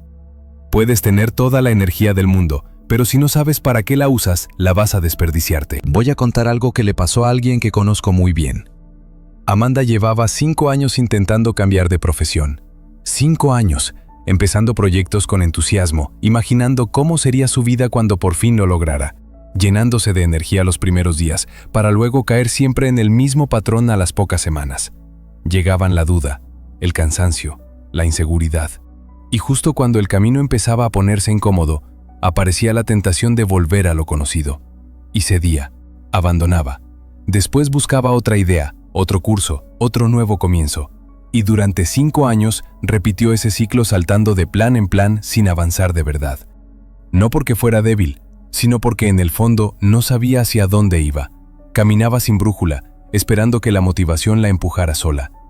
Pero la motivación nunca duró lo suficiente, hasta que un día, agotada de sí misma, se sentó frente a una libreta en blanco, no para planificar otra cosa nueva, sino para hacerse una sola pregunta. ¿Por qué? Quiero cambiar de profesión esta vez. No aceptó respuestas bonitas ni generales. Nada de para ser feliz o para crecer. Se obligó a escribir lo que realmente le dolía, que llevaba años apagándose, que estaba viviendo una vida que no sentía suya, que necesitaba recuperar la sensación de estar haciendo algo que tenía sentido para ella. Esas frases la incomodaron, pero también la despertaron. Y en ese mismo instante pasó algo que no le había ocurrido en 5 años. Sintió dirección. No claridad absoluta, pero sí, una línea recta donde antes solo había ruido. A partir de ese día, cada vez que llegaba el cansancio o la duda, volvía a leer su porqué y en lugar de abandonar, ajustaba. En lugar de huir, corregía. Y por primera vez, avanzó. Porque cuando encuentras un porqué que te duele y te importa, dejar de rendirte se vuelve inevitable. Tu camino cambia porque tú cambias. Por eso Epicteto decía, quien sabe para qué actúa, soporta cualquier cómo. El problema nunca fue que Laura no pudiera. El problema era que no sabía por qué debería un propósito claro. Es tu armadura mental. No hace que los problemas desaparezcan, no te protege de los golpes, pero sí evita que esos golpes te derriben. Porque cuando sabes por qué estás haciendo algo, cuando ese por qué es sólido y real, los obstáculos dejan de ser razones para parar y se convierten en parte del camino. Muchos de los fracasos que la gente vive no son porque las cosas sean imposibles, son porque nunca hubo un propósito real sosteniéndolos. Solo había un impulso, solo había una idea bonita. Y los impulsos se agotan. Las ideas bonitas se evaporan cuando llega el trabajo duro. El porqué también reduce las dudas internas. Sin propósito, cada decisión parece igual de válida o igual de inútil. Entras en parálisis porque no tienes un criterio claro para elegir. ¿Hago esto o aquello? ¿Sigo aquí o me voy? ¿Invierto tiempo en esto o en lo otro? Y mientras dudas, el tiempo pasa y no avanzas en ninguna dirección. Pero con propósito, las decisiones se ordenan solas. Ya no necesitas preguntarte qué hacer, solo necesitas preguntarte qué te acerca más a tu porqué. Marco Aurelio se cuestionaba constantemente si lo que estaba haciendo coincidía con su misión. No cada 5 años, no cuando le daba la gana. Cada mañana, y esa revisión constante lo mantenía alineado, incluso cuando todo alrededor era caos. Ahora bien, un propósito no es una frase bonita para poner en tu biografía de Instagram. No es ser feliz ni vivir al máximo ni dejar huella. Eso es marketing personal, no es propósito. Un propósito real es algo concreto, accionable, que te incomoda un poco porque te obliga a crecer. Séneca decía que las metas grandes necesitan incomodidad. Si tu propósito te resulta cómodo, probablemente no es lo suficientemente importante. ¿Tú por qué debería darte un poco de miedo? Debería ser algo que te haga pensar, no sé si puedo, pero voy a intentarlo. Porque si no te asusta ni un poco, entonces no está empujándote hacia ningún lado. La vida te prueba más cuando no tienes rumbo. Es como si el universo detectara que estás a la deriva y decidiera lanzarte obstáculos para ver si reaccionas, y sin un porqué cada obstáculo te hace cambiar de dirección. Un comentario negativo y abandonas un resultado lento y cambias de estrategia. Una semana mala y decides que eso no era para ti. Te conviertes en alguien que prueba 1000 cosas pero no completa ninguna y el desgaste es brutal. Porque empezar desde cero una y otra vez consume más energía que sostener algo a largo plazo, pero con propósito. El cansancio es distinto. Sigue siendo cansancio, sí, pero tiene dirección. Sabes que estás agotado por algo que vale la pena, no por estar dando vueltas en círculos. Epicteto enseñaba que quien actúa guiado por razón y propósito es imparable. No porque no enfrente problemas, sino porque los problemas no lo desvían. Su rumbo está tan claro que puede atravesar tormentas sin perder el norte. Y esa solidez no viene de la perfección, viene de la claridad cuando sabes por qué haces lo que haces. Ya no necesitas que todo salga bien para seguir. Puedes fallar y aprender. Puedes caer y levantarte porque el propósito sigue ahí esperándote, recordándote para qué empezaste. Piensa en dos personas que empiezan gimnasio. El mismo día una va porque debería estar más en forma. La otra va porque tiene un porqué profundo. Quiere recuperar su energía para jugar con sus hijos. Quiere sentirse fuerte otra vez después de una enfermedad. Quiere demostrar que puede comprometerse con algo. ¿Quién crees que sigue yendo después de un mes? La primera abandona en 2 semanas porque su porqué era superficial. La segunda puede tener días horribles. Puede no ver resultados inmediatos, pero sigue porque su propósito no depende de la motivación del día. O imagina a alguien trabajando en algo que no conecta con sus valores. Hace el trabajo porque necesita el dinero, porque es lo que toca, porque no encuentra otra cosa, pero cada día es más pesado. Cada tarea se siente vacía y llega el burnout mucho antes, porque no hay un porqué que sostenga el esfuerzo. Ahora compáralo con alguien que trabaja en algo alineado con su propósito. Puede ser igual de duro, igual de exigente, pero hay algo adentro que lo sostiene. Hay un sentido que hace que el sacrificio valga la pena. Cuando Marco Aurelio escribía en mitad de campañas militares, rodeado de frío, agotamiento e incertidumbre, no lo hacía para documentar su vida. Lo hacía para mantener su propósito vivo, para recordarse cada mañana para qué estaba ahí. Servir, ser justo, mantener la virtud. Ese ejercicio diario de reconectar con su porqué era lo que evitaba que el caos externo lo desviara. Porque el caos intentaba arrastrarlo constantemente hacia decisiones convenientes, hacia atajos morales, hacia el cansancio y la resignación. Pero su propósito era más fuerte que todo eso. Escribe tu porqué con una frase que te dé un poco de miedo, que no sea cómoda, segura que te obligue a crecer. Y cuando la tengas, revísala cada mañana como lo hacía Marco Aurelio. No para repetirla como un mantra vacío, sino para preguntarte si lo que vas a hacer hoy te acerca o te aleja de eso. Esa pregunta simple reorganiza todo. De repente sabes qué merece tu tiempo y qué no. Sabes cuándo decir sí y cuándo decir no. Sabes dónde poner tu energía. Cuando no sepas qué hacer, cuando estés confundido o perdido, vuelve a tu porqué. Pregúntate, ¿esto me acerca o me aleja? Y actúa en consecuencia. No necesitas complicarlo más. No necesitas 1000 estrategias ni planes perfectos. Solo necesitas un rumbo claro y la disposición de mantenerte en él, aunque cueste. Sin un porqué, amigo mío, te caes ante cualquier cosa. Con un porqué, incluso herido, incluso cansado, sigues caminando porque sabes para qué estás caminando. Amigo mío, te voy a pedir algo. Cierra un segundo los ojos y piensa en esa razón, que cuando la recuerdas hace que todo lo demás, el cansancio, la duda, el miedo, deje de tener tanto poder. Si mientras escuchabas esta lección te ha aparecido aunque sea un destello de tu verdadero para qué, escríbelo en los comentarios. No para que otros lo lean, sino para que tú lo fijes.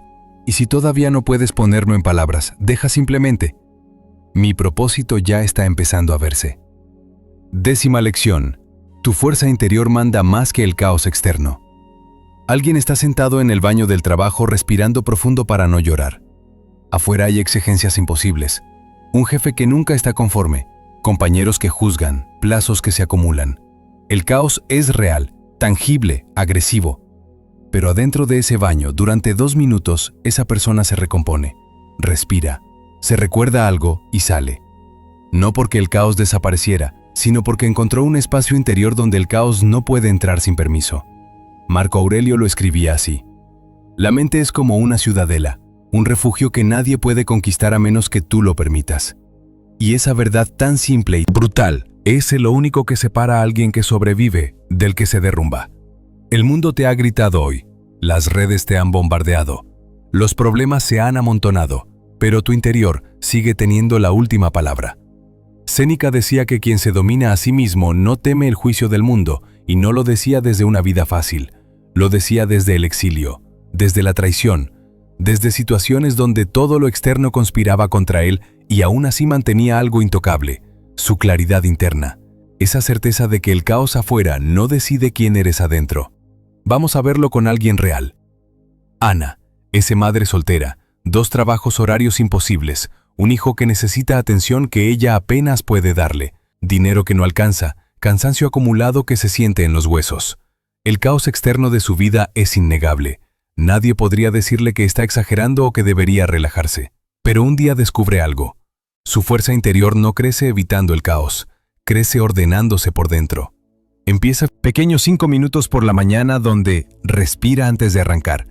10 minutos por la noche donde escribe lo que siente. No para resolver nada, solo para procesar. Y ese orden interno, aunque no cambia su situación externa, cambia cómo la atraviesa. Ya no se siente arrastrada por todo. Empieza a sentir que puede sostenerlo.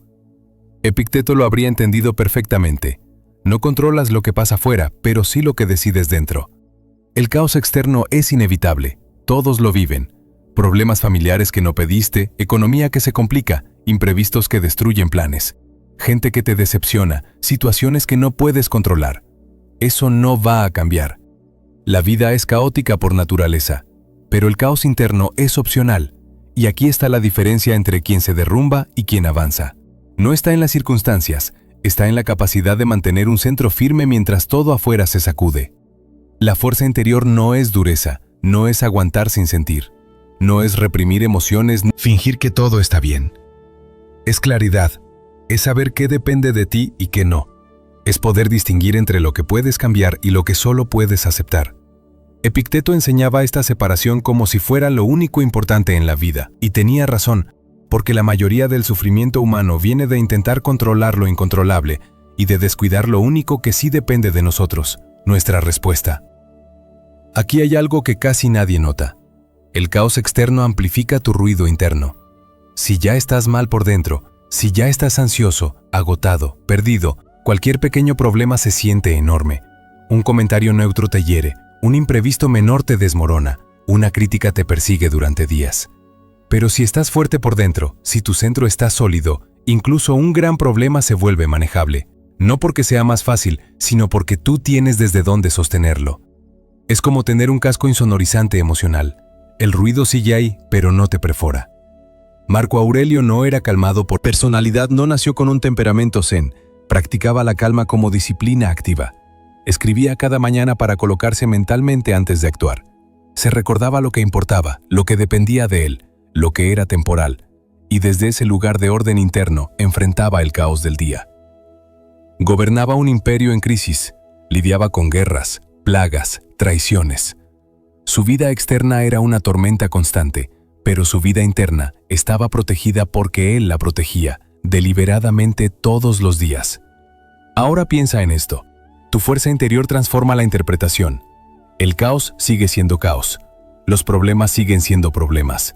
Pero tú decides si esto es el fin del mundo o una situación concreta que puedes atravesar. Esa elección, aunque parezca pequeña, lo cambia todo. Porque no se trata de negar la realidad. Se trata de no dejar que la realidad te cuente una historia más dramática de lo que es.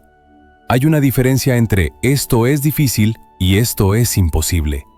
Entre estoy cansado y ya no puedo más, y esa diferencia la marca tu fuerza interior. Imagina que estás en una reunión caótica, voces que se superponen, gente que se interrumpe, tensión en el aire. Puedes entrar al ruido, subir tu voz, reaccionar desde la misma energía agresiva, o puedes mantener tu tono calmado, hablar cuando toca, no dejarte arrastrar por la histeria colectiva, no desde la superioridad, sino desde la elección consciente de no perder tu centro. Esa decisión, ese pequeño acto de sostener tu interior mientras todo afuera explota, es poder real. O piensa en una discusión familiar. Alguien te provoca, busca hacerte reaccionar. Quiere arrastrarte a su drama. Y tú sientes el impulso de morder el anzuelo, de defenderte, de entrar al conflicto. Pero decides no hacerlo. No desde el miedo, sino desde la claridad de que entrar ahí no te conviene. De que puedes elegir no participar en algo que solo va a desgastarte. Epicteto llamaba a esto saber elegir tus batallas. No puedes controlar las olas, pero sí tu posición en la barca cuando todo afuera esté mal. Vuelve a un ritual interno. Puede ser respirar 5 veces lento. Puede ser escribir 3 líneas sobre lo que sientes. Puede ser caminar 10 minutos sin rumbo. No importa qué sea, importa que sea tuyo. Que sea ese lugar donde vuelves a centrarte, donde recuperas tu eje.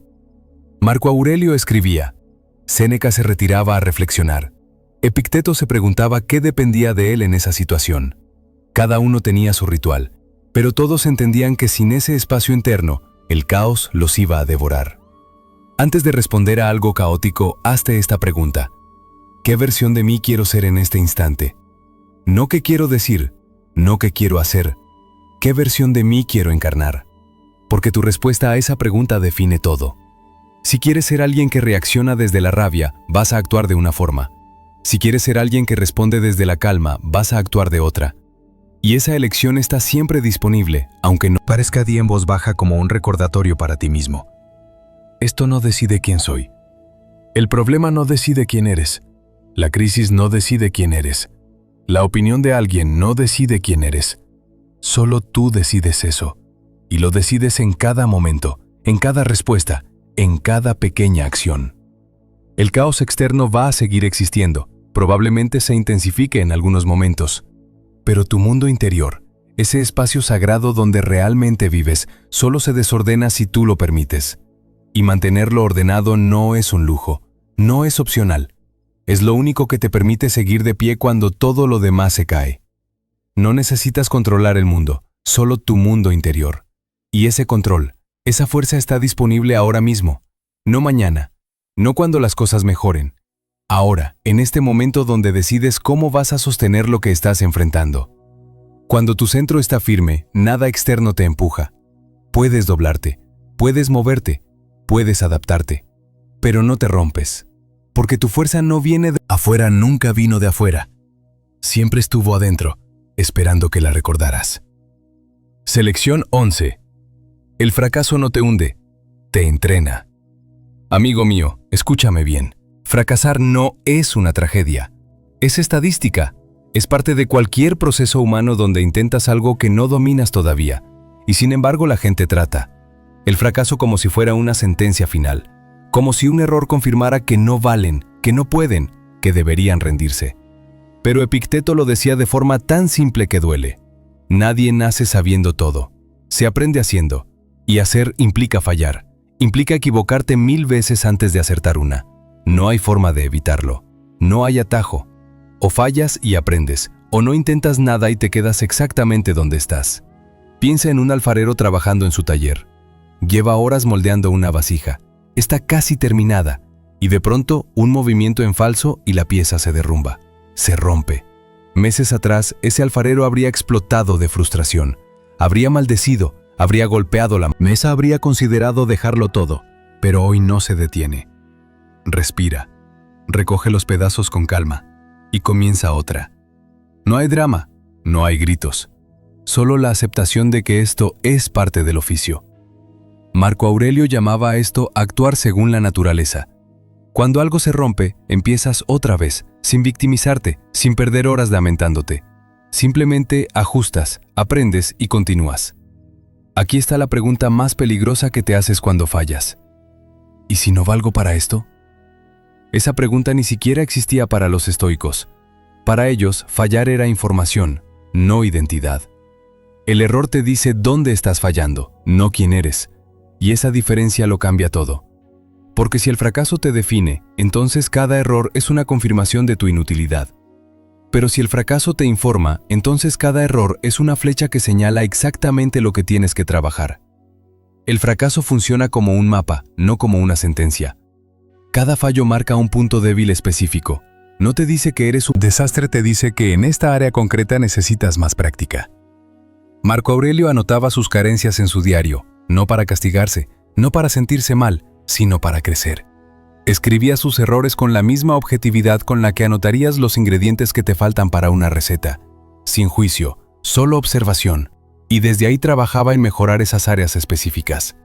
Ahora bien, hay que tener cuidado y saber diferenciar entre fracaso externo y fracaso interior. El fracaso externo son los resultados. Suspender un examen, perder un cliente, no conseguir el trabajo, que un proyecto no funcione. Eso duele, sí, pero es parte del juego. No todo sale bien siempre. El fracaso interior es otra cosa. Es rendirte por miedo. Es evitar intentarlo para no enfrentar el error. Es dejar que la opinión ajena te paralice.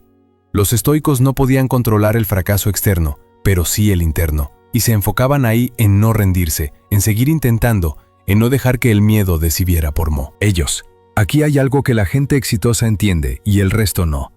No es que fallen menos, es que toleran fallar sin destruirse. Tienen una capacidad enorme para equivocarse, procesar el golpe y volver a intentar. No porque sean más fuertes emocionalmente, sino porque entrenaron esa tolerancia. Séneca lo explicaba. Soportar la incomodidad es parte de la fortaleza, y fallar es incómodo, es humillante, es frustrante. Pero si cada vez que fallas te destruyes por dentro, entonces solo puedes intentar cosas donde el éxito esté garantizado, y en esas cosas ya no hay crecimiento. El fracaso es como un entrenador pesado, de esos que te hacen repetir la técnica 100 veces porque saben que así es como se construye el músculo. Te duele, te cansas, quieres parar, pero ese entrenador no te está castigando, te está preparando. El fracaso te obliga a mejorar algo que estabas evitando, mirar. Te muestra el punto ciego que no querías ver, y sí, es incómodo, pero también es útil, porque sin esa información seguirías fallando en el mismo lugar sin saber por qué. Piensa en los oficios antiguos, un aprendiz de carpintero fallaba 10, 20, 50 veces antes de hacer un mueble decente. No era opcional, no había tutoriales perfectos ni trucos rápidos. Solo había intentar, fallar, ajustar, intentar otra vez. Y después de suficientes intentos, el aprendiz se convertía en maestro, no porque tuviera un talento especial, sino porque sostuvo el proceso de fallar sin rendirse. El fracaso era el rito de paso. Nadie se graduaba sin él. Epicteto enseñaba que fallar es parte del entrenamiento moral, no solo del entrenamiento técnico, del moral. Porque cada vez que fallas y decides levantarte, estás entrenando valentía. Cada vez que fallas y decides ajustar en lugar de abandonar, estás entrenando perseverancia. Cada vez que fallas y no dejas que eso defina tu valor, estás entrenando autoestima. Real. El fracaso no te entrena solo para ser mejor en lo que intentas, te entrena para ser más fuerte como persona. Ahora ponte en esta situación. Te presentas a un examen opositor y suspendes. No una vez, varias. Cada intento es meses de estudio, de sacrificio, de esperanza. Y cada vez que ves que no pasaste, duele. Pero si usas ese dolor como información, si revisas qué falló, si ajustas tu estrategia, cada intento te acerca. No porque el universo te premia por insistir, sino porque cada fallo te enseña algo que el éxito nunca te habría enseñado. O intentas crear un hábito y rompes la racha constantemente. Empiezas a leer todos los días y fallas a la semana. Empiezas a entrenar y fallas al mes. Empiezas a meditar y fallas a los 3 días. La tentación es pensar que no sirves para hábitos, que no tienes disciplina, que mejor ni lo intentes. Pero cada racha rota te muestra algo. ¿Qué obstáculo encontraste? ¿Qué excusa usaste? ¿Qué contexto te hizo fallar? Y con esa información puedes diseñar mejor el siguiente intento. O a lo mejor te ha pasado esto. Te preparas meses para una entrevista de trabajo y no te cogen. Invertiste tiempo, energía, ilusión, y te dicen que no. Puedes tomarlo como un rechazo personal, como confirmación de que no eres suficiente. O puedes tomarlo como dato. Quizá tu preparación técnica era buena, pero tu forma de comunicar necesita trabajo. Quizá tu experiencia es sólida, pero tu narrativa personal no está clara. Esa información no te la da el éxito, te la da el fracaso. Haz una autopsia amable de tus fallos. No brutal, no destructiva, amable. Pregúntate con curiosidad qué funcionó en este intento, qué no funcionó, qué voy a ajustar para el próximo. No desde el juicio, desde la observación, como si estuvieras analizando el intento de otra persona a la que quieres ayudar. Esa distancia emocional te permite ver con claridad en lugar de hundirte en la autocrítica. No digas, soy un desastre. Di, no, dominé esta parte aún. Ese aún lo cambia todo, porque reconoce que estás en proceso, no en un punto final. Que el fracaso de hoy no define tu capacidad de mañana. Marco Aurelio reconocía sus propias debilidades en sus meditaciones, no para flagelarse, sino para trabajarlas. Y lo hacía con la misma naturalidad con la que reconocerías que te falta practicar un idioma. Sin drama, solo reconocimiento. Trátate como tratarías a alguien que está aprendiendo algo difícil. Si un niño está aprendiendo a caminar y se cae, no le dices que es un fracaso, que debería rendirse, que claramente no sirve para caminar. Le tiendes la mano, le sonríes, le dices que lo intente otra vez, y así aprende contigo. Debería ser igual. Estás aprendiendo cosas difíciles, estás intentando crecer, y vas a caer muchas veces, pero cada caída es parte del proceso, no evidencia de tu inutilidad. El fracaso no te hunde, amigo mío, te entrena para la versión que aún no conoces, esa versión que solo aparece después de suficientes intentos, suficientes ajustes, suficiente persistencia. Caerse es normal, es humano, es inevitable. Si estás intentando algo que valga la Pena no levantarte. Es renunciar a tu historia, y tu historia merece más que un final donde decidiste que un error era razón suficiente para parar. Y mira, después de todo lo que hemos hablado hasta ahora, hay algo que siempre me llama la atención. Mucha gente hace todo bien, se levanta, vuelve a intentarlo, corrige errores, aprende del fracaso, y aún así siente que le falta algo, como si hubiera una pieza que no termina de encajar. No es fuerza, no es disciplina, no es paciencia, es otra cosa. La última pieza que diferencia a quien sigue adelante de quien realmente nunca se rinde. ¿Quieres saber qué es la lección final? La número 12. La esperanza sirve solo si tú te mueves. Quizá te ayude esto que ocurrió hace tiempo entre un anciano y su aprendiz. No fue una gran revelación ni un momento épico, pero cambió por completo la manera en que el joven entendía la esperanza. Una tarde, mientras descansaban junto a un cuenco de agua fría, el anciano le preguntó qué esperaba conseguir en su vida. El aprendiz habló con entusiasmo, ilusiones, planes, ganas, sueños y esa sensación de que de alguna forma todo mejoraría con el tiempo. El anciano escuchó en silencio y luego señaló el cuenco. «Imagina que quieres que esta agua hierva», dijo el aprendiz. Asintió. «Y ahora dime cuánto tardará en hervir si solo te quedas mirándola». El joven sonrió. «Nunca necesita fuego». El anciano inclinó la cabeza como si hubiera estado esperando esa respuesta. «Entonces mueve la leña, haz algo». La esperanza por sí sola no levanta la temperatura. En ese momento el aprendiz entendió lo que no había comprendido en años, que desear no es avanzar, que imaginar no es hacer, que esperar sin actuar es quedarse ante un cuenco de agua eternamente fría. Y el anciano, con la calma de quien ya ha visto muchas vidas desperdiciarse por inacción, cerró la enseñanza con una frase que le acompañaría siempre. La esperanza es el inicio, pero el movimiento es el camino. La esperanza no es sentarse a desear, no es repetir afirmaciones mientras tu vida sigue igual, no es confiar en que el universo te enviará lo que necesitas sin que muevas un dedo. La esperanza real es levantarte aunque estés deseando no moverte. Es actuar incluso cuando no tienes garantías. Es confiar en que tus acciones tienen sentido incluso antes de ver los resultados. Marco Aurelio creía en esa esperanza activa. Actuaba en plena peste sin saber si su esfuerzo serviría. Tomaba decisiones en medio de guerras sin tener certeza de que funcionarían. Pero actuaba igual porque entendía algo fundamental. La esperanza que no se traduce en acción no es esperanza, es fantasía. Aquí está el problema.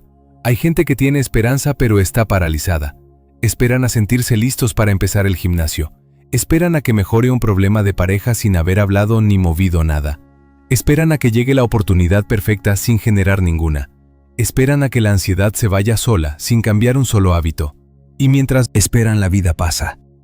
Los años pasan y la esperanza se convierte en una excusa cómoda para no enfrentar el miedo de actuar. La esperanza es como una chispa. Es ese pequeño destello que te dice que algo mejor es posible. Pero una chispa sola no calienta, no ilumina, no transforma. Nada necesitas. El motor. Y el motor es la acción. La acción convierte la esperanza en realidad. Sin ella, la chispa se apaga, la ilusión se pudre, y te quedas con una vida llena de hubiera podido en lugar de lo intenté. Epicteto lo decía sin rodeos. La esperanza está en tu poder porque tus acciones están en tu poder. No puedes controlar si funcionará. No puedes controlar cuánto tardará. No puedes controlar si otros responderán como esperas. Pero sí puedes controlar si te mueves, si intentas, si haces tu parte. Y ahí es donde vive la esperanza real. No en el resultado, en el esfuerzo, no en el destino garantizado, en el compromiso de intentarlo. Hay una falsa esperanza que te paraliza. Es esa que te dice que todo se resolverá solo si tienes suficiente fe, que no necesitas hacer nada, solo creer. Y eso es autoengaño emocional. Es una forma sofisticada de evitar la responsabilidad porque actuar da miedo. Actuar implica riesgo, implica que puedes fallar, que puedes equivocarte, que puedes invertir energía y no recibir lo que esperabas. Pero no actuar garantiza que nada cambie. Y vivir con la ilusión de que algo cambiará sin tu intervención es mentirte a ti mismo de la forma más cruel. La esperanza real es responsabilidad personal. Es entender que si quieres algo diferente, tú tienes que hacer algo diferente, que nadie va a venir a salvarte, que el cambio no ocurrirá por arte de magia, que cada día que pasa sin que te muevas es un día más lejos de lo que dices querer. Séneca enseñaba que la acción es la verdadera aliada del destino. No el destino como algo escrito, sino el destino que construyes con tus decisiones diarias. Y aquí hay algo interesante. La esperanza es una energía que se alimenta. Del movimiento, cuanto más haces, más esperas, porque empiezas a ver resultados aunque sean pequeños. Empiezas a confiar en ti mismo. Empiezas a sentir que puedes. Pero cuanto menos haces, menos confías, porque no tienes evidencia de que puedes lograr algo. Tu única evidencia es la inacción, y la inacción mata la esperanza más rápido que cualquier fracaso. Es un círculo. Uno virtuoso o uno vicioso. Si actúas aunque sea un poco, generas momentum, y ese momentum alimenta más acción, y esa acción alimenta más esperanza. Pero si no actúas, te hundes en la duda, y la duda alimenta más parálisis, y esa parálisis mata cualquier esperanza que tuvieras. El círculo se cierra en la dirección que tú eliges con tus acciones o con tu falta de ellas. Piensa en alguien que quiere mejorar su salud. Tiene esperanza de sentirse mejor, de tener más energía, de vivir más años, pero no hace nada. No cambia su alimentación, no se mueve, no duerme mejor. Solo espera que su cuerpo, por arte de magia, mejore. Esa esperanza es inútil, es decorativa, no cambia nada. Ahora piensa en alguien con la misma esperanza, pero que da un paso. Un solo paso. Camina 10 minutos hoy, y mañana otros 10. Y en una semana ya siente algo distinto, y esa pequeña sensación alimenta más acción. Esa es esperanza real. O imagina a alguien en una relación que no funciona. Tiene esperanza de que mejore, pero no habla. No pone límites, no propone cambios. Solo espera que la otra persona cambie sola, que el tiempo lo arregle, que un día todo esté bien sin haber hecho nada para que esté bien. Esa esperanza no sirve. Es pasiva, es cobarde. Es una forma de no asumir que el cambio requiere incomodidad. Pero si esa persona se mueve, si habla, si propone, si actúa, entonces la esperanza tiene con qué trabajar. Marco Aurelio actuaba en momentos de oscuridad total, gobernaba en crisis constante, peste, guerra, traición. No tenía garantías de que sus decisiones funcionarían, pero actuaba igual, porque sabía que la esperanza sin acción es solo una forma bonita de rendirse, y él no estaba dispuesto a rendirse. No porque fuera optimista ciego, sino porque entendía que su deber era actuar mientras tuviera fuerzas. El resultado escapaba a su control, pero el esfuerzo no. Muévete 1 centímetro hoy. No necesitas mover 1 metro. No necesitas resolver todo. Solo necesitas hacer algo que te acerque. Algo pequeño, algo posible. La esperanza crece con la acción, no con la intención. Y cada pequeño movimiento que hagas es combustible para el siguiente. La vida ya te pedirá el metro cuando estés listo, pero hoy solo el centímetro. Escribe una sola acción diaria que dé vida a tu esperanza.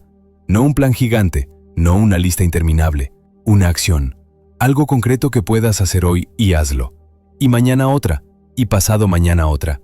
Y en un mes miras atrás y te das cuenta de que esa esperanza que parecía imposible ya no es solo deseo. Es progreso real, es transformación tangible. Es tu vida moviéndose en la dirección que elegiste. La esperanza sin acción es sueño. Y los sueños son bonitos, pero no construyen. Nada la esperanza con movimiento. Es destino. Es la diferencia entre imaginar una vida mejor y construirla, entre desear cambiar y cambiar de verdad, entre hablar de lo que harás algún día y hacerlo hoy. No esperes a que cambie la vida, cambia tú mientras llega la vida, porque la vida no llega sola. La construyes con cada paso que das, con cada decisión que tomas, con cada vez que eliges moverte aunque tengas miedo. Y ahí, en ese movimiento, es donde la esperanza deja de ser una palabra vacía y se convierte en el combustible que te sostiene cuando todo lo demás falla. Al final todo se resume en algo muy simple. Amigo mío, no necesitas que la vida sea fácil para avanzar. Necesitas recordarte que tú sigues aquí, que has pasado por cosas que casi te rompen y aún así sigues intentando crecer. que a veces te has quedado solo, confundido, sin fuerzas, pero no te has rendido del todo. Eso ya dice mucho, más de ti que cualquier logro perfecto si hoy has escuchado estas lecciones con el corazón abierto, aunque sea un poco es. Porque dentro de ti sigue habiendo una parte que quiere pelear por tu propia vida. Si has llegado hasta aquí, escribe en los comentarios "No abandono mi camino". Llegar al final de este video no es casualidad. Significa que algo en ti busca crecer y eso ya te diferencia de la mayoría. Suscríbete y comparte este contenido con alguien que lo necesite. Ese simple gesto es de gran ayuda para seguir extendiendo este mensaje de mejora personal. En la pantalla tienes una lista pensada para seguir profundizando. Haz clic y sigamos aprendiendo juntos.